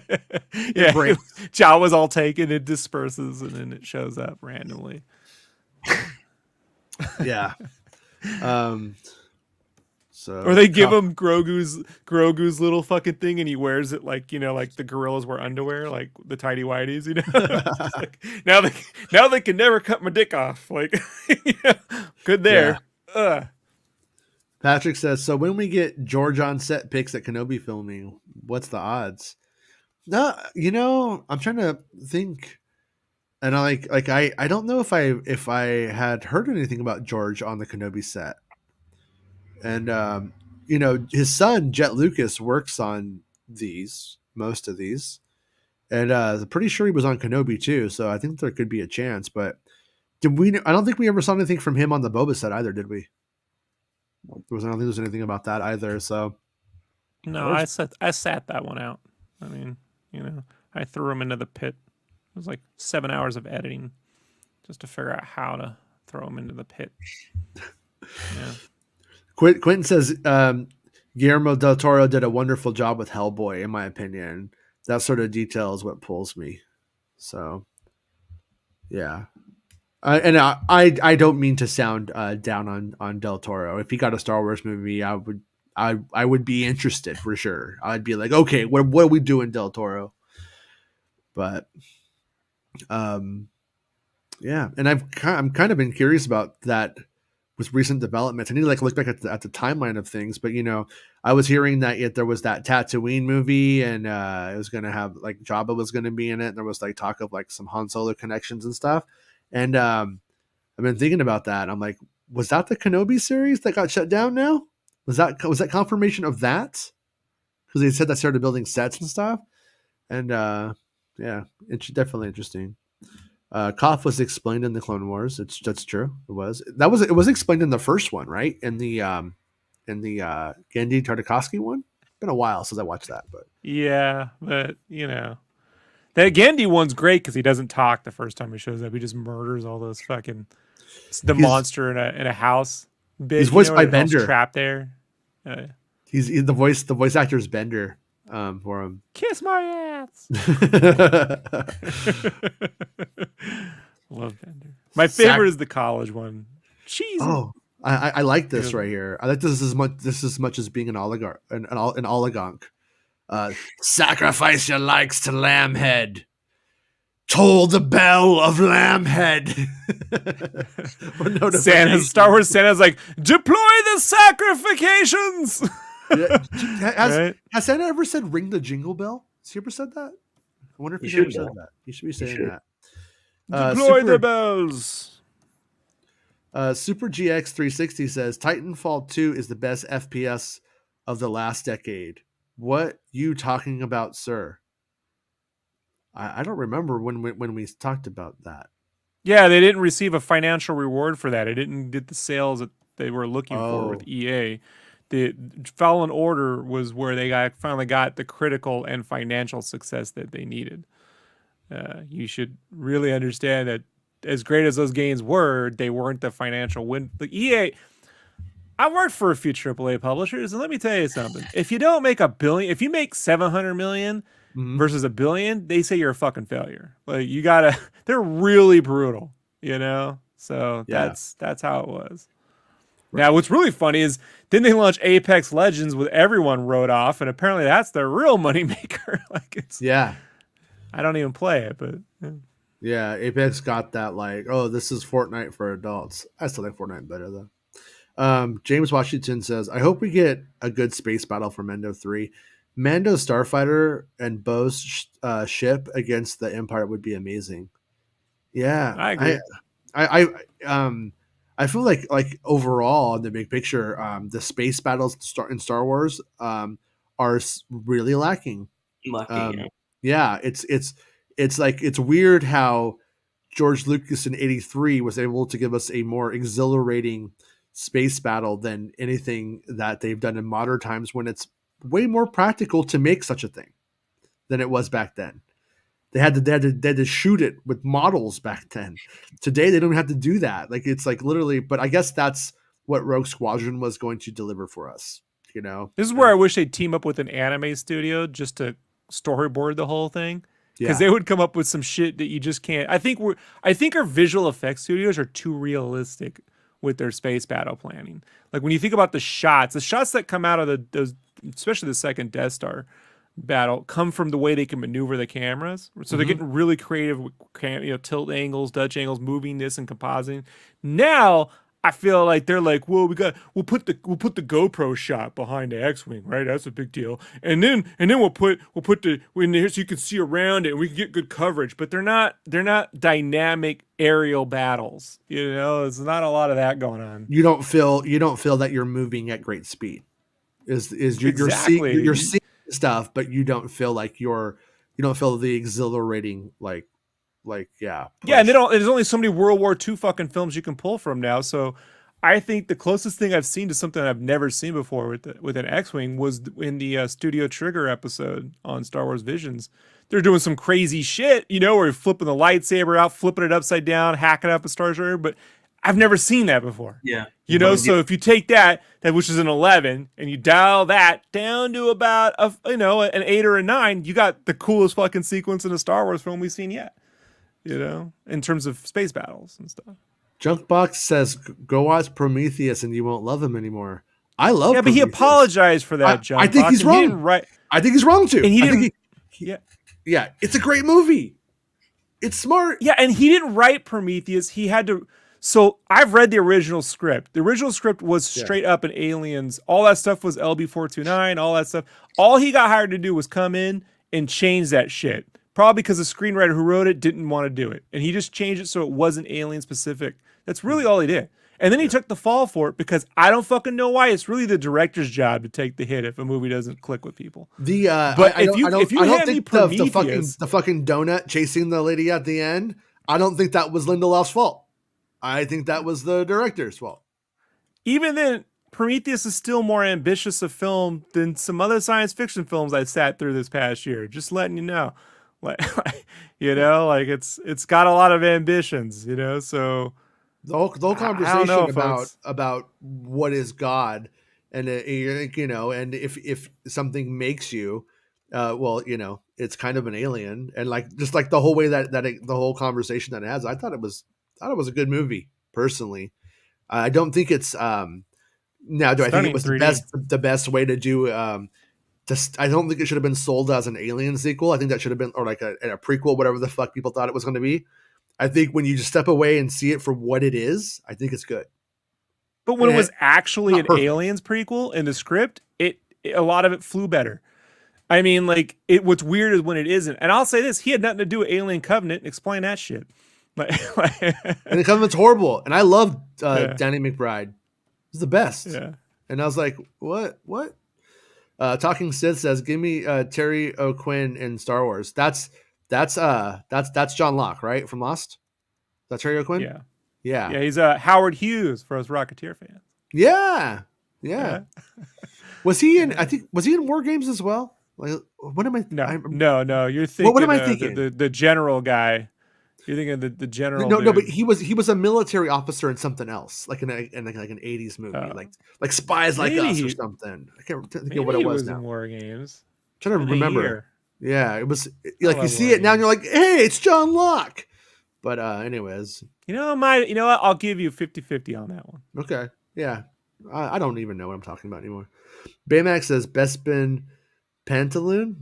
Let's see them. Oh yeah, the pantless Bespin Bulls. And I heard Rob was horny. I see no evidence of that.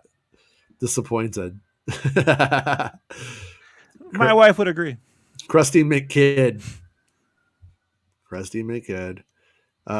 Bo-Katan wins in the end.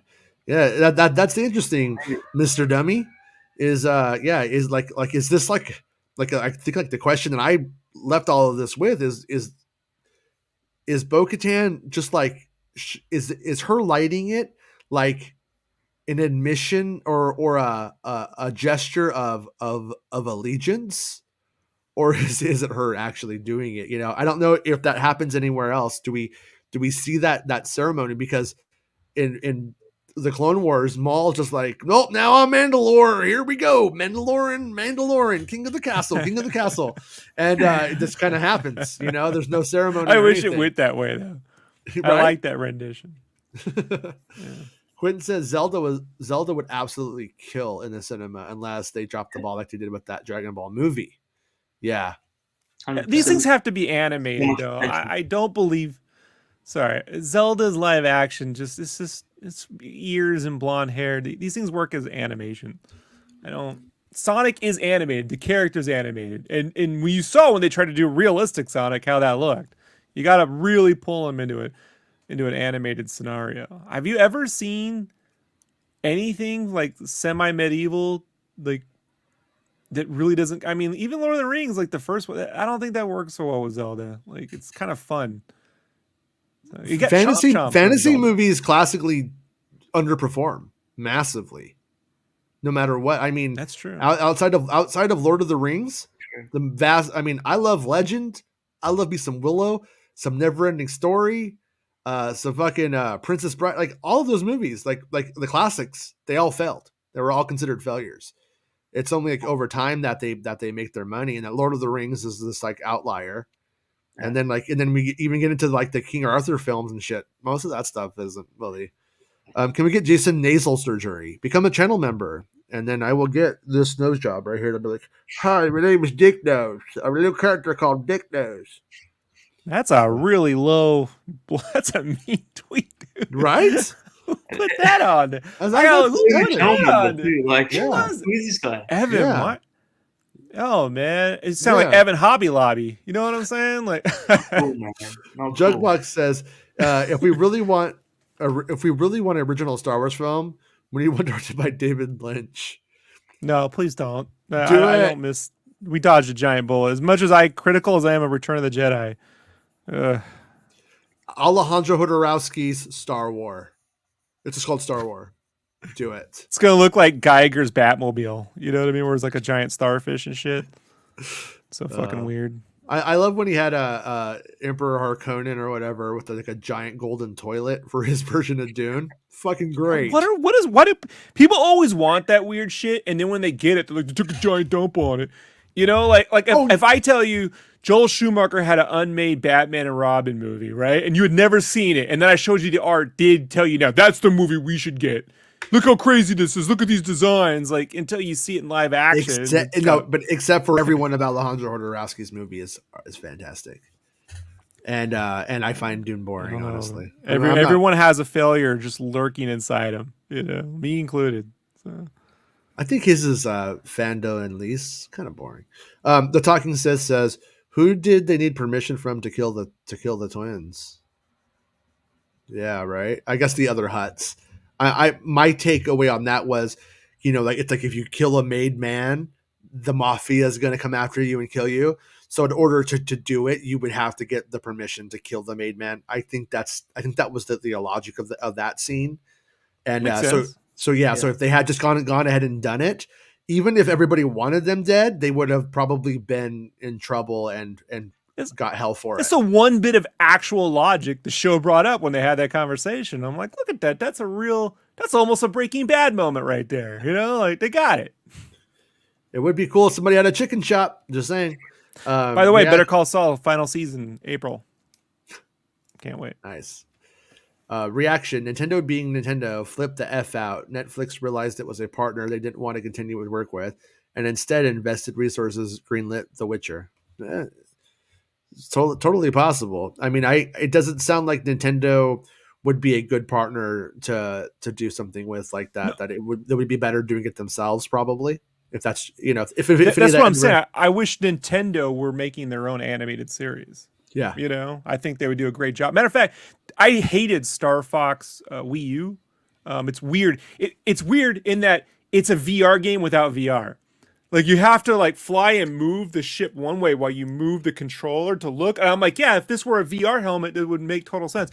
But they did this promotional video for that game, a Star Fox little promotional. It was like an anime using all the models and stuff. That was really good.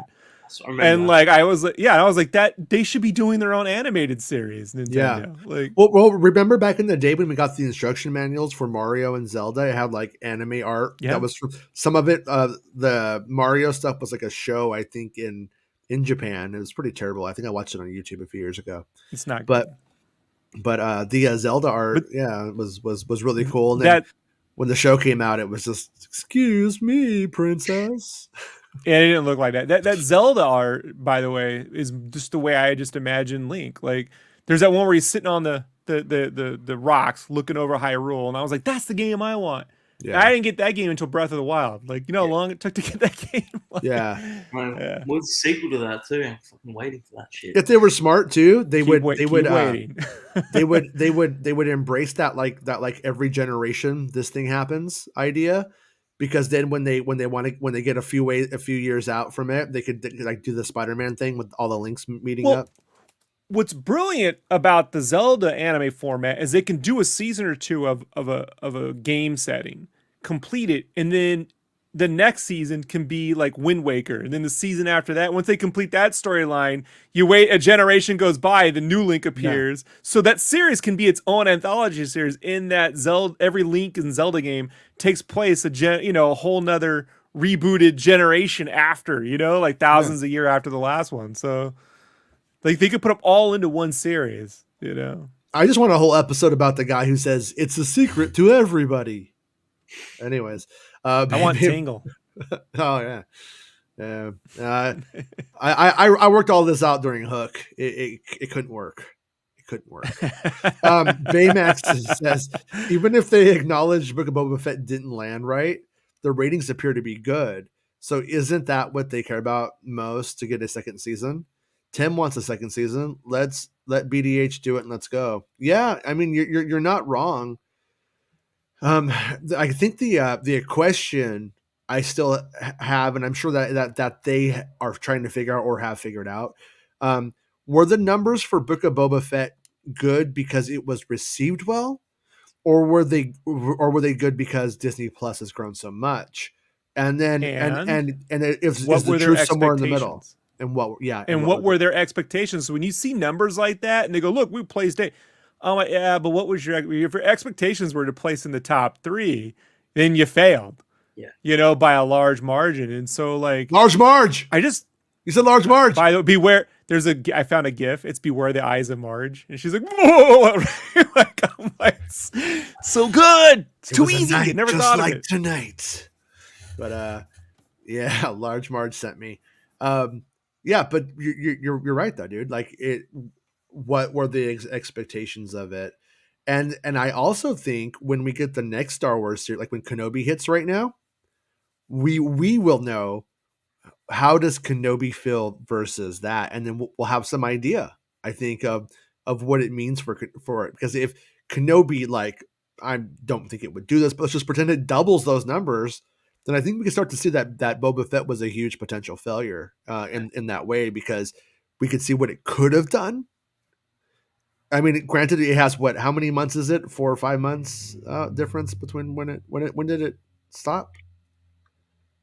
February like, feels like a generation ago. Doesn't so March, April, May. So we have like about 3 months. So 3 months of growth isn't going to be that crazy for Disney. It'll be very similar landscape, and so I think I also think that Boba was never going to be as big of a would never have as much potential as an Obi-Wan series. Obi-Wan Kenobi is a classic character who brings in classic fans, prequel fans. Ewan McGregor is a big actor who also has his own audience. He's a good looking dude. You know what I mean? Like you have all these things going for it that Book of Boba's coming at from a completely different way, from a completely different angle, when it's like soul doesn't do with the helmet on. You know what I mean? But it should have exceeded expectations in the way that Mando season 1 exceeded. You know what I mean? Like it should. Being that it's got a big Mando on it, on Star Wars, it should have done at least whatever they expected those to do, on a level, especially since it's dovetailing off it. It should have had the Return of the Jedi effect, where it does better than the 2 previous ones before it, and I don't believe that's the case. So. Yeah, is that true any longer? Like it used to be. Well, it used to be that so we had in the 80s, anyways, we had inflation issues still. We were coming off of stagflation from the 70s, so inflation was still on the minds. It was still kind of a problem, but not the same. And but what you end up with is Marvel's been excellent at this, Jason. well, no, I know. No, the expectation was that every sequel would make 70% of the predecessor, and then it would appear that it made more, but with inflation and other issues, it actually was a little bit more questionable than you would think. So I'm curious if today, if I don't know how much Hollywood has changed in that way, or like what the actual expectations are, because like Force Awakens came out and it made like $1 billion, and then people were like, and then Last Jedi came just below it, and everyone's like, "Oh, it's a failure." It's like, no, it wasn't. That was like Star Wars maximum Star Wars hype. Like it's a completely different. But look situation. at Captain America and Thor. So Captain America and Thor each have a single movie out, and they do 150, 200 million, 300 million worldwide. The sequel in Thor tanks. The sequel in Captain America does better critically and financially. But then the third movies for both, Civil War and Ragnarok, just blow the other two out the water. So I just believe, so long as you're iterating, right, and you're giving people a storyline that's worth being invested in, that they feel like they're being paid off or having paid attention, then yeah, you can. Like Spider-Man. A lot of people didn't like Spider-Man No Way Home. My second favorite film of 2019. Far From Home, whichever fucking Far From Home, No Way Home, I can't remember which one's what. The names too similar, but just did $2 billion. Like, so it is possible. Are you aware of your favorite movie of 2016? It's called The Greasy Strangler. 2016 was Rogue One, right? Yeah, December. That would have been my favorite movie of 2016. Yeah, December is at the end of it. It was kind of riding on the coattails of The Greasy Strangler. Star Wars Fit says, looking forward to the April release of Lego Star Wars and Skywalker Saga. Should be awesome. My son, boy, he last night he looks at me before bed and he's all, Dad, so we got Star Wars Kenobi coming. So we got Lego Star Wars coming. He's all, COVID's gonna be over pretty soon. So things are looking good. That's what he said. Kid. I know, right? That's what he said. Hey, is that game's open world? Is that am I right on that, or just the levels are open? Like, I think the episodes are open. Like you could go to episode 8 right away, or episode 1 right away, or episode 4 right away if you want. I think pretty cool. Yeah, I think that's how it works. Yeah, pretty cool. Yeah, but yeah. So I'm gonna get him the good one of that. Gonna collector's edition that shit or whatever it's gonna take. My poor beer money. Today's a beer day. We're talking about beer a lot. I'm kidding. I don't drink beer ever. Patrick Boyle says FIFA Ultimate Team is an EA moneymaker, but they couldn't do it with Star Wars. They fucked that up. Baymax says, to be fair, they haven't tried Star Wars FIFA yet. Oh, so is it? Yeah, Star Wars football.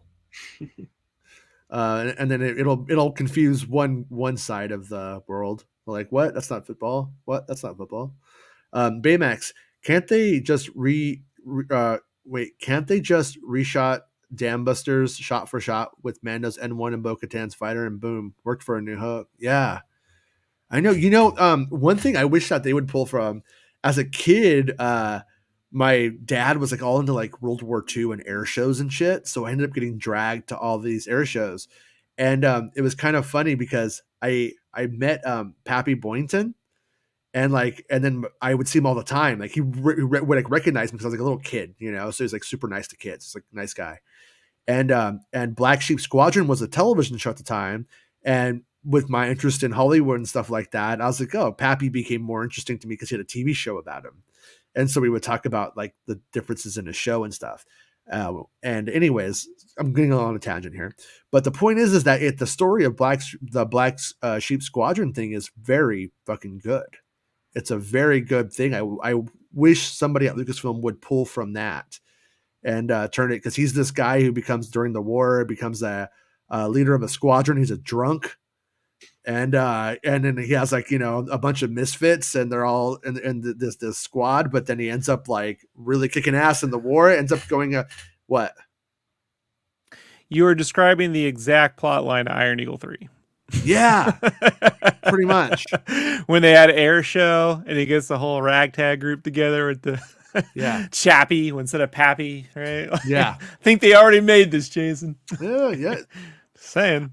Well, okay, so I'm gonna throw it out there. Not only is Iron Eagle fucking badass, Black Sheep Squadron was pretty badass. The TV show is very old. I don't know how well it would hold up to modern audiences, but I enjoyed it as a kid for what it was, even though it was old when I was a kid. So, but yeah, and Rogue One did have a great space battle. It did, but it's like that was one night of experience in 2016, and since then they have not made me climax with my space battles since. Quentin Lee says they tried with Prometheus in the sequel. It was just not gonna work story wise, but it looked great. I like the philosophical conversation in Prometheus personally. Besson Bolton says Prometheus was dope. Covenant was pretty meh. Lindelof did well with Watchmen, Lost, and The Leftovers, but his films are very hit and miss.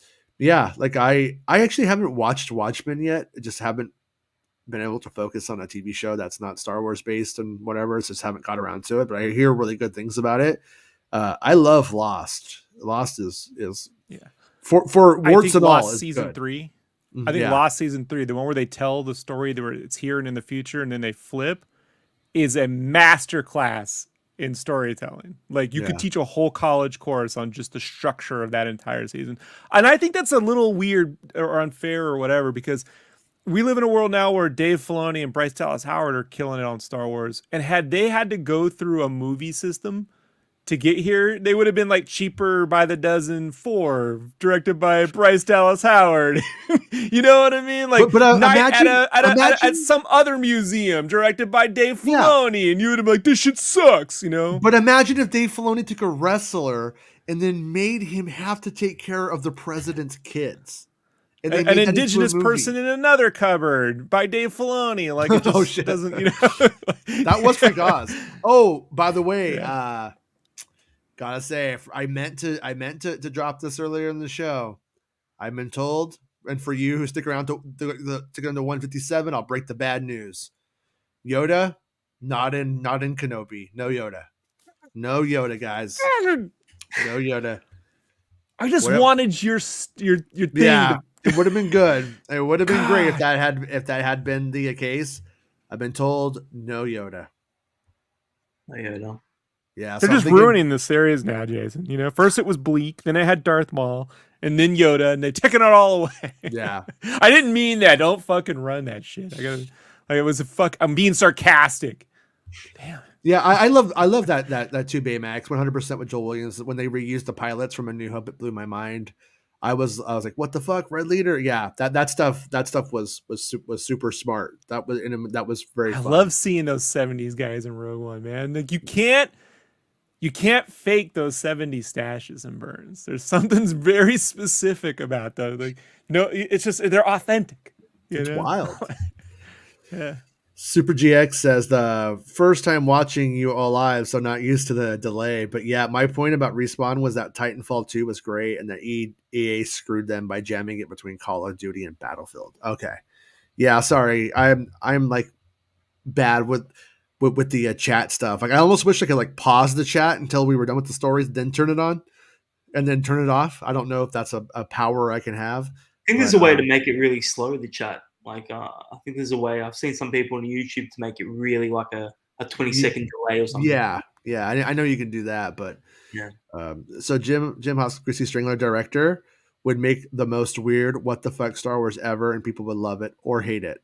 Yeah, he should do it. He should make the Pelimoto story for Disney Plus.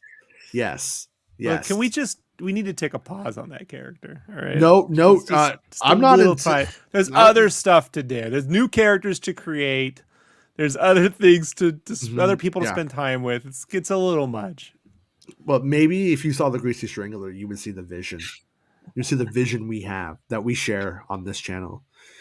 Quentin says, trying to make this happen like Fetch, and you know. Oh, trust me. This movie's for you. I just finished Lost in Space. I've been holding off on the last 2 seasons. Then I found and then to be complete and full. Okay, that's cool. Yeah, I started it and I liked it, and then I never went back to it for no reason at all. Drag Rob on Fortnite. That's never going to happen. He will not play social video games. He has an aversion to them. I don't like people. Doesn't like people. It's talking. Don't. This guy. Anytime there's trouble in the world, it's people. Just telling you. You know? Fair enough. The Talking Sis says it's just kind of weird with the twins to bring that up and never have a greater power acknowledged. Yeah, I think that was the idea, is that second season they would do it, or they would just go like, meh.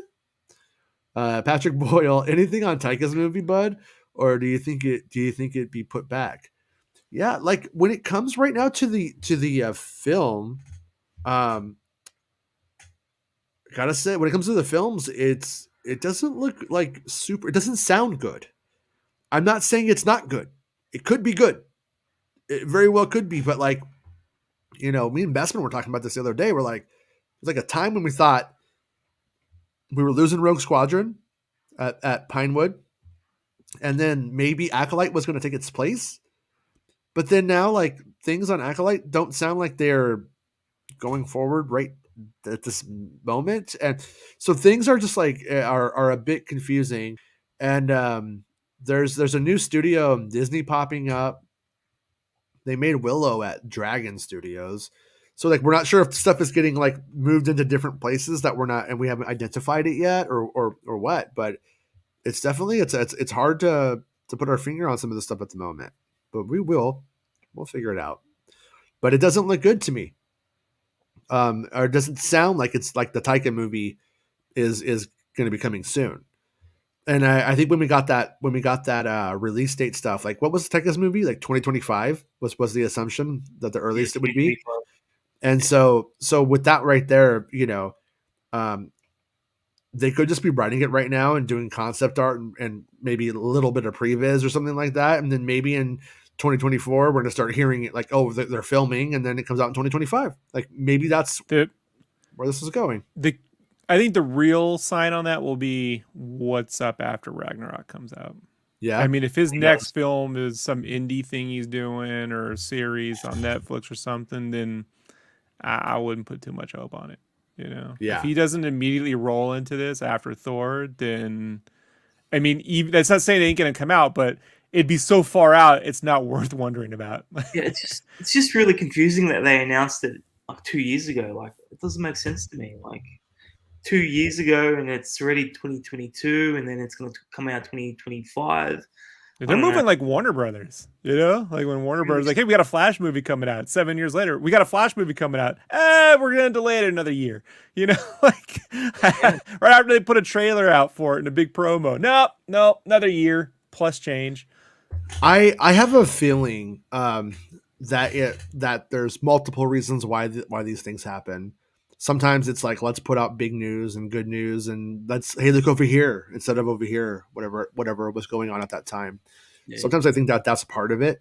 Another part of it may be the fact that, like, the way that I don't know a lot about this stuff, so I'm getting a little in over my head, admittedly. But the way that like Hollywood deals can work when you have hot directors like Taika is that it may be like certain movies take precedence over other ones. Like if we need you to move forward with this movie at this time, you're going to do it. Like, you've agreed to like do it and stuff like that. So the other studios have to be aware of that. So if you have Taika, who's supposed to be making a movie for Lucasfilm in 2024, let's say it's filming in 2024, and then we have Warner Brothers who's supposed to make like some movie with them in 20th Century Fox or whatever, I'm making it supposed to make, then they're going to know that they're making something for Lucasfilm, and then it's just word it's going to get around. It's going to be in the trades. Well, rumor has it, and then it's out there anyway. So I think they just try to like own the positive info. Well, to make the analogy again with Warner Brothers, Matt Reeves was announced on the Batman in 2016. Yeah, like it took him. Now it was delayed 1 year because of COVID, so that's 5 years of active production to get that film out. And so I feel worth like it. If we're, I know, but it's another 5 years. It's worth it. Complicated. It's complicated with me because it's like, yeah, but how much We have to wait for Okay, Batman. so Look, That's Batman when has too many Ben Affleck villains was to be still waiting. Ben Affleck Batman was has still too. Batman then. Yeah, I remember Yeah, that. we should look. I believe Batman is its own universe, and there should be a Batman movie at this point with how the world is every 2 years, like clockwork. That's how I feel. Every but 2 years, I should be maybe getting a Batman movie. I'm trying to play. I'm trying to be positive and hoping for the best. Maybe with the Reeves Batman world being so defined after one film in terms of look and sound and you know how it rolls. Maybe it won't take as long to do the next one. Maybe they'll with the tone being kind of set and acknowledged and looking at what worked and stuff. Maybe it will be quicker. That would be nice, but But what I was trying to get at was that if it does follow that Matt Reeves thing where he's writing and directing and sort of even creatively being the creative vision behind the whole thing, then we're still 3 years away from the Star Wars movie, you mhm. know, and that actually would line up with being done on Ragnarok plus a break because they got to do promotion, plus they got to take a break, Well, and then with Taika in his film though, he's not the only writer. He's working with another writer and stuff like that. And we don't know what that writer's do. I don't know if that writer is working on other films with him, or if that's the only thing that she's on. Because that maybe is her life right now is working on that movie and getting it done. So there, and we don't necessarily know what kind of pre-production has happened and stuff like that. So without having that stuff, it is kind of impossible to because like there might be very little going on. Like I believe there was stuff that went on with Ryan Johnson's movie with this series. There was like early stuff that happened that started with that, but obviously that's probably not happening. Yeah, I'm kind of hoping we get some concrete details at Celebration. That's the only time I Yeah. could see something info when happening. when I when I'm being facetious, I tell people that that movie was canceled and it became Galactic Starship. Like that was the whole point. Yeah. They decided that Oh no, you killed your mic. Can't hear you. test. Can you hear me now? Yeah, There you go. can hear you. Okay. Yeah, they decided that you should live the Ryan Johnson experience. Yeah. So what is Tales of the Jedi? Good question. I keep trying to put that on everything. I'm like, oh, maybe that's Tales of the Jedi. Maybe that's Tales of the Jedi. But I've got a feeling that when we get closer to Celebration, the details will leak and then they'll officially announce it at Celebration. That's probably what will happen. And It has to be done overseas animation stuff, just given how secretive it's been, right? Like, well, there's that Kiner brothers story going around about how they did scored with an actual like orchestra the music for this other animated show. We don't know what it is, Yeah. and so that you could put onto that. But we also have fucking Grammar Rodeo that sounds like it's Tales of the Jedi, Tales of Jedi. That's what it sounds like. Tales of Jedi. Yeah, I mean, I guess here's I guess, and we're also making assumptions with Grammar Rodeo, but with Grammar Rodeo, you have 4 kids. So do you do a story about 4 kids, or that are just space kids, or do you do a story about 4 kids who are Jedi for doing it? I kind of think they're gonna go with the Jedi kids. Yeah. Before they just do 4 kids. But if they do the first Star Wars Paranormal Investigation Agency in Star Wars with 4 kids, hey, fucking do it. See, I'm on board. They start a broom service. It is the it's the broom kids, right? Yeah. Yeah. The Broom Temple kids. of Broom. Star Yeah. Wars Kids and the Temple of Broom. That's You know the name of the series. that's actually one of the only things I'm super critical about the Ryan Johnson movies, or Ryan Johnson movie, is that I felt like he shot those kids like kind of a dumbass. They look like they were in a holiday McDonald's commercial. I halfway expected fucking Santa Claus to come down and give one of them a fucking Big Mac and some cookies or something at some point. Like, Hey! yeah. McDonald's paid Santa very well for those commercials, Jason. Yeah. No, I mean, I don't actually mind. I like the story beats, but the way that they were shot, and it was just like, it was a little too, is saccharine the word? I don't know. I just did not work for me. I want that holiday 80s commercial guy this season. Yeah. You know, Christmas comes only Star Wars is coming, but twice a year. You know, and it's the McDonald's Star Wars special. You know, yeah. One time I tried to hit on Jenny Lewis when I was young. Nice. I went to from the Wizard. She was playing in her band back then. I went to In and Out with her. And I was just like, In and Out's pretty good, right? She's like, this is the best. I'm like, yeah, no game at all. Quentin says, who didn't like No Way Home? Rob. Rob Dude, didn't like it. no, I love all the Spider. They're my favorite of the Marvel fucking films. Like, but there was you got to trust me, a lot of fucking bullshit hate for that movie. I don't understand why.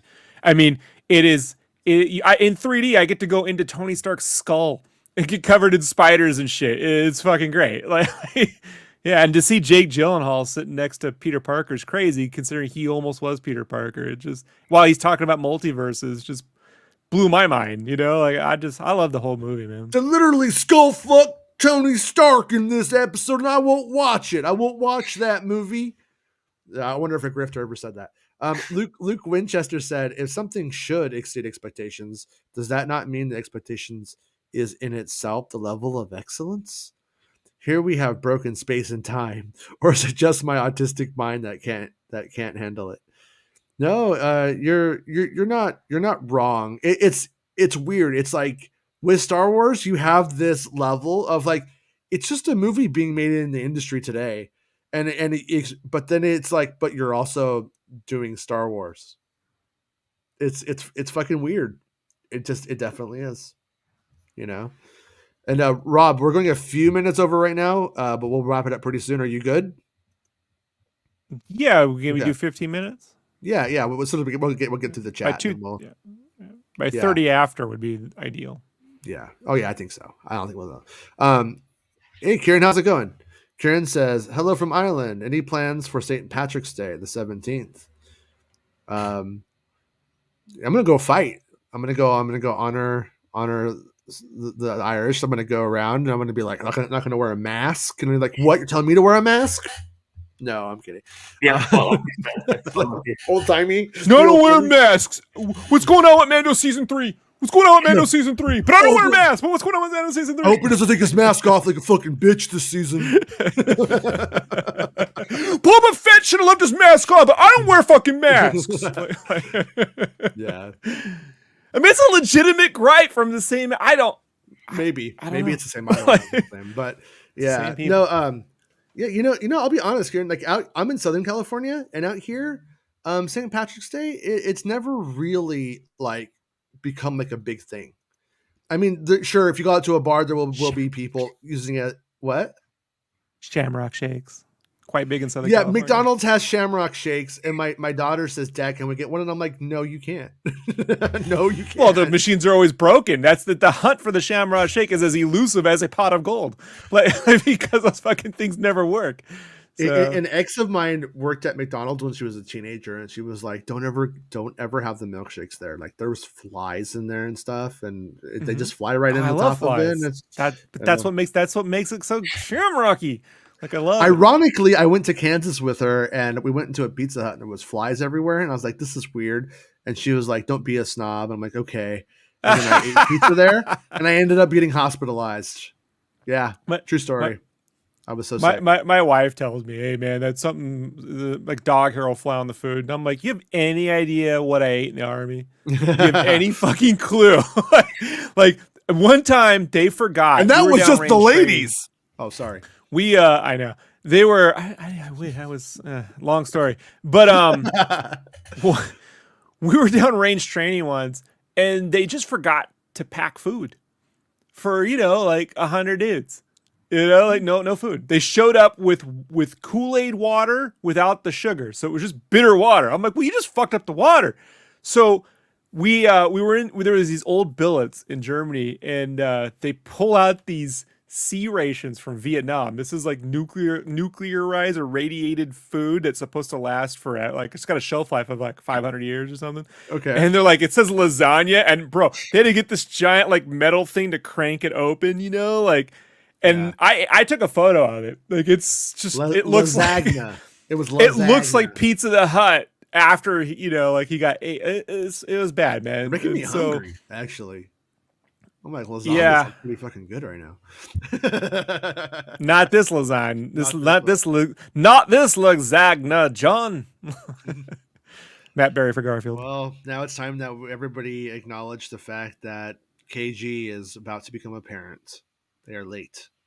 It's such a Star Wars name, KG. That's KG? Cool. Yeah. Junkbox says, a pilot addicted to death sticks taking down the Empire would be amazing. He's like, yeah, I just need one more fix. Just drinking blue milk. I've rethought my life, and I want to just blow shit up. Yeah. It would be great though. Honestly, if COVID was done, I would totally go out to St. Patrick's Day because I would just love to go out in general. I actually would be like a person and who did things, but this year, no. Especially after we had the COVID scare this week with the kids, I'm like, nope, we're not doing anything fun. We're playing Lego Star Wars in April. Wait for it. Oh, drat! Whatever will I do? Yeah, I know. Mr. Fitz says, "Hey, Kieran Grant, fellow Irishman from Dublin, and we'll be visiting family in Midlands on Patrick's Day. Nice, awesome. Yeah, cool. Yeah. We'll have to we'll have to have a St. Patrick's Day party on the show." Quentin Lee says, "The Watchmen TV show was phenomenal. For a show that was more of a continuation and original because of it, that was great." Yeah, that's what I've heard. That's what I've heard from pretty much everybody. Jason, when you get to episode 6, trust me, like it's just good. Okay.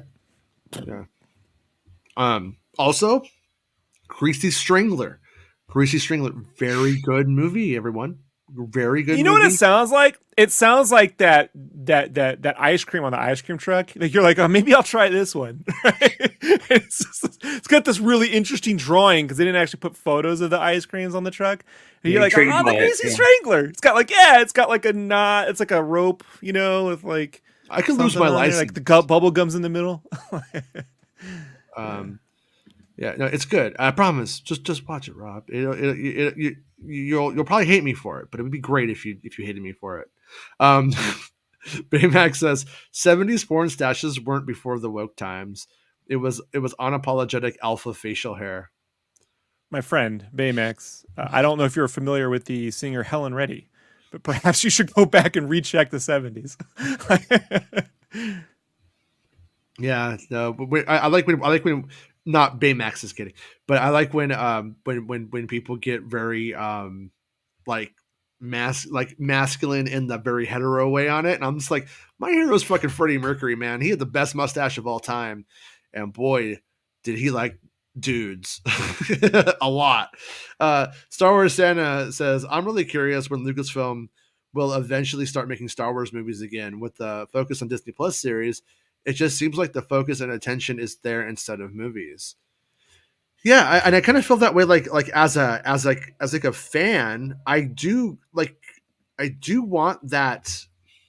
I do want that theatrical experience, and that like self-contained, just really good, like 2 hours of fucking pure Star Wars, like ride, like in doing that. But then as a fan, I know that I'm gonna get like I know for a fact that the Kenobi television series was going to be better than the Kenobi film. Yeah. And I think that that's also true probably in reverse of Solo. Solo would have been a better series than ultimately than the film that it became. Even though I do like the movie, I don't think it needs to exist, but I think it's fun. And but I think that if it had been a series, there would have been more time to develop the characters. Yeah, and maybe it would have had more of an opportunity to justify its existence. I mean, just Han Solo in the Imperial Navy stuff, like that one cutscene where he gets like taken before the tribunal.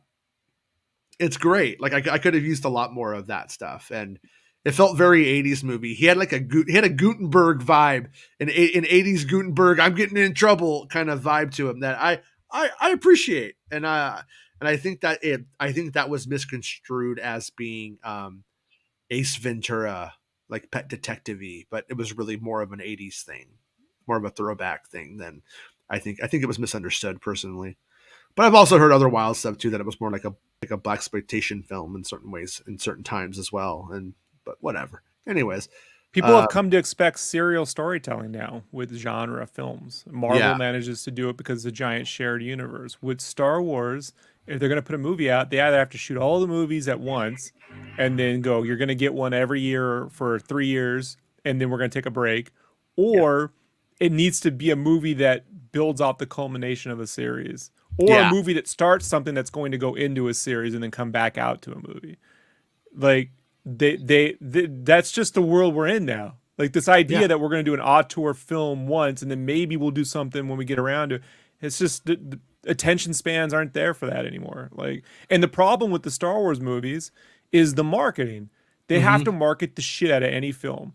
And so when people go, "Hey, I just feel like, I don't feel like I'm getting more Star Wars now than I ever got, but I don't feel like it's a problem because you're not getting inundated with these crazy 300, $400 million marketing campaigns with the yeah, big Star Wars buy all my shit day and Denny's commercials and all this other stuff. You're not getting that. So even though you're getting more, it's not like go to the theater now, motherfucker, and get it. But when you were getting that every year, then it feels like too much because they yeah. don't put that much marketing behind every Marvel movie. They're not putting, $400 million into marketing on Thor 3. They'll give a good push, but it's not this a year-long build up to this thing. So it's a different beast. You know. Just remember, dang, caught the stream late today. Hello to everyone in chat. Yeah, Jason just told me Freddie Mercury is his hero too. Nice. I got a question about Freddie Mercury. Maybe you can answer, Jason. Probably. So after Highlander, Yeah. anytime they did a concert, right? I think like was like that Wembley series, right? That whole Prince of Matt. Yeah, I believe Highlander is hitting as they're going on their final tour. And Right. so there's So they really never sang "It's a anything Kind of after that. Magic," right? And they'll sing, was it the only Who Wants to Live Forever or whatever? But they never sang Princes of the One Universe vision. live, No, right? that But they wasn't. never That was sang Princes of the Universe live. I can't find one Princes of the no, Universe Freddie Mercury. no, Why? Why no. did he never? That's the one everyone knows. Like, why So did he never so sing? they were coming off of Live Aid, in the previous like 2 years. They're coming out off of that kind of thing. So when they start the show, during the Magic tour, they started bringing back like classic songs, like from Sheer Heart Attack and from all over their like some of their earlier stuff. And then in the back end of the show, they would do this little like they've always kind of did it actually, but it was like well, they'll do like some classic 50s like Buddy Holly songs and stuff on the back end. So you had like a really big, like, the show was super fucking long, but they had so many albums by that point that they would kind of play into that, and then by the end of it they would do Who Wants to Live Forever, One Vision, which was from Iron Eagle, because it's one of the But best it's a movies kind ever of made. magic, and like, I just think when you think of Highlander, no one's go, it's a kind of like you're like, no, you fucking.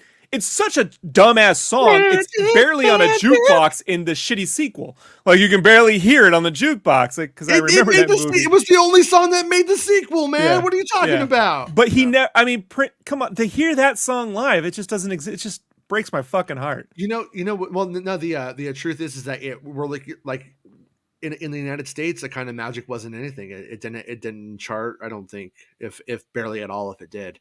But everywhere else throughout the rest of the world, it was a good successful single. Well, I'm So hoping Mark Martell covers it one day because that's the one I want to hear and some ability to hear it live. It's got that. It's just got a. It's so good that that's the only reason I watched the USA show. I would just turn on for the here we go, yeah, and then I just turn it off. yeah.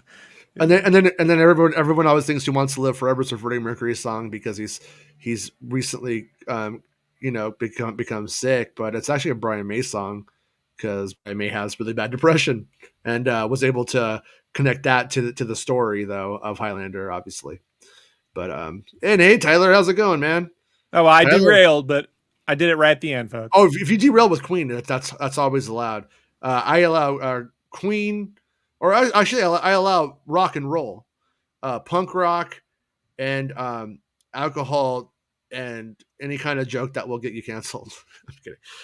Tyler Brousseau, how's it going, Tyler? You just want to keep making 2-hour videos, don't you, Jason? I do. Is that what you want to do? Explaining. I would like to do a really deserve one once though. KG says, "Ha, not what I meant." No mask or anything now in Ireland. Yeah, that's kind of the problem that we're having here in California is that they've completely been like, hey, you don't have to have masks now. But right now is when everybody I know is getting COVID.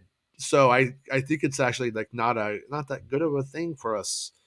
Or I think maybe we have just covertly as a society decided we're going to give everybody COVID and it's just some sort of fucking Darwinistic quitter syndrome. I don't know. I'm not sure what it is, but it's weird. And Jason says, agree, Rob. Marketing can destroy the enthusiasm of a film instead of the hype.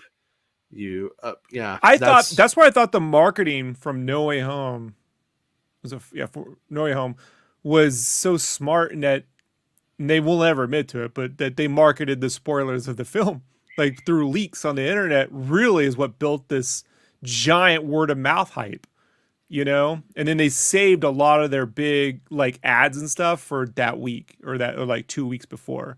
So I'm not a big fan of Sony, but props to whoever put all that campaign together. Like they should win a fucking award for doing it right.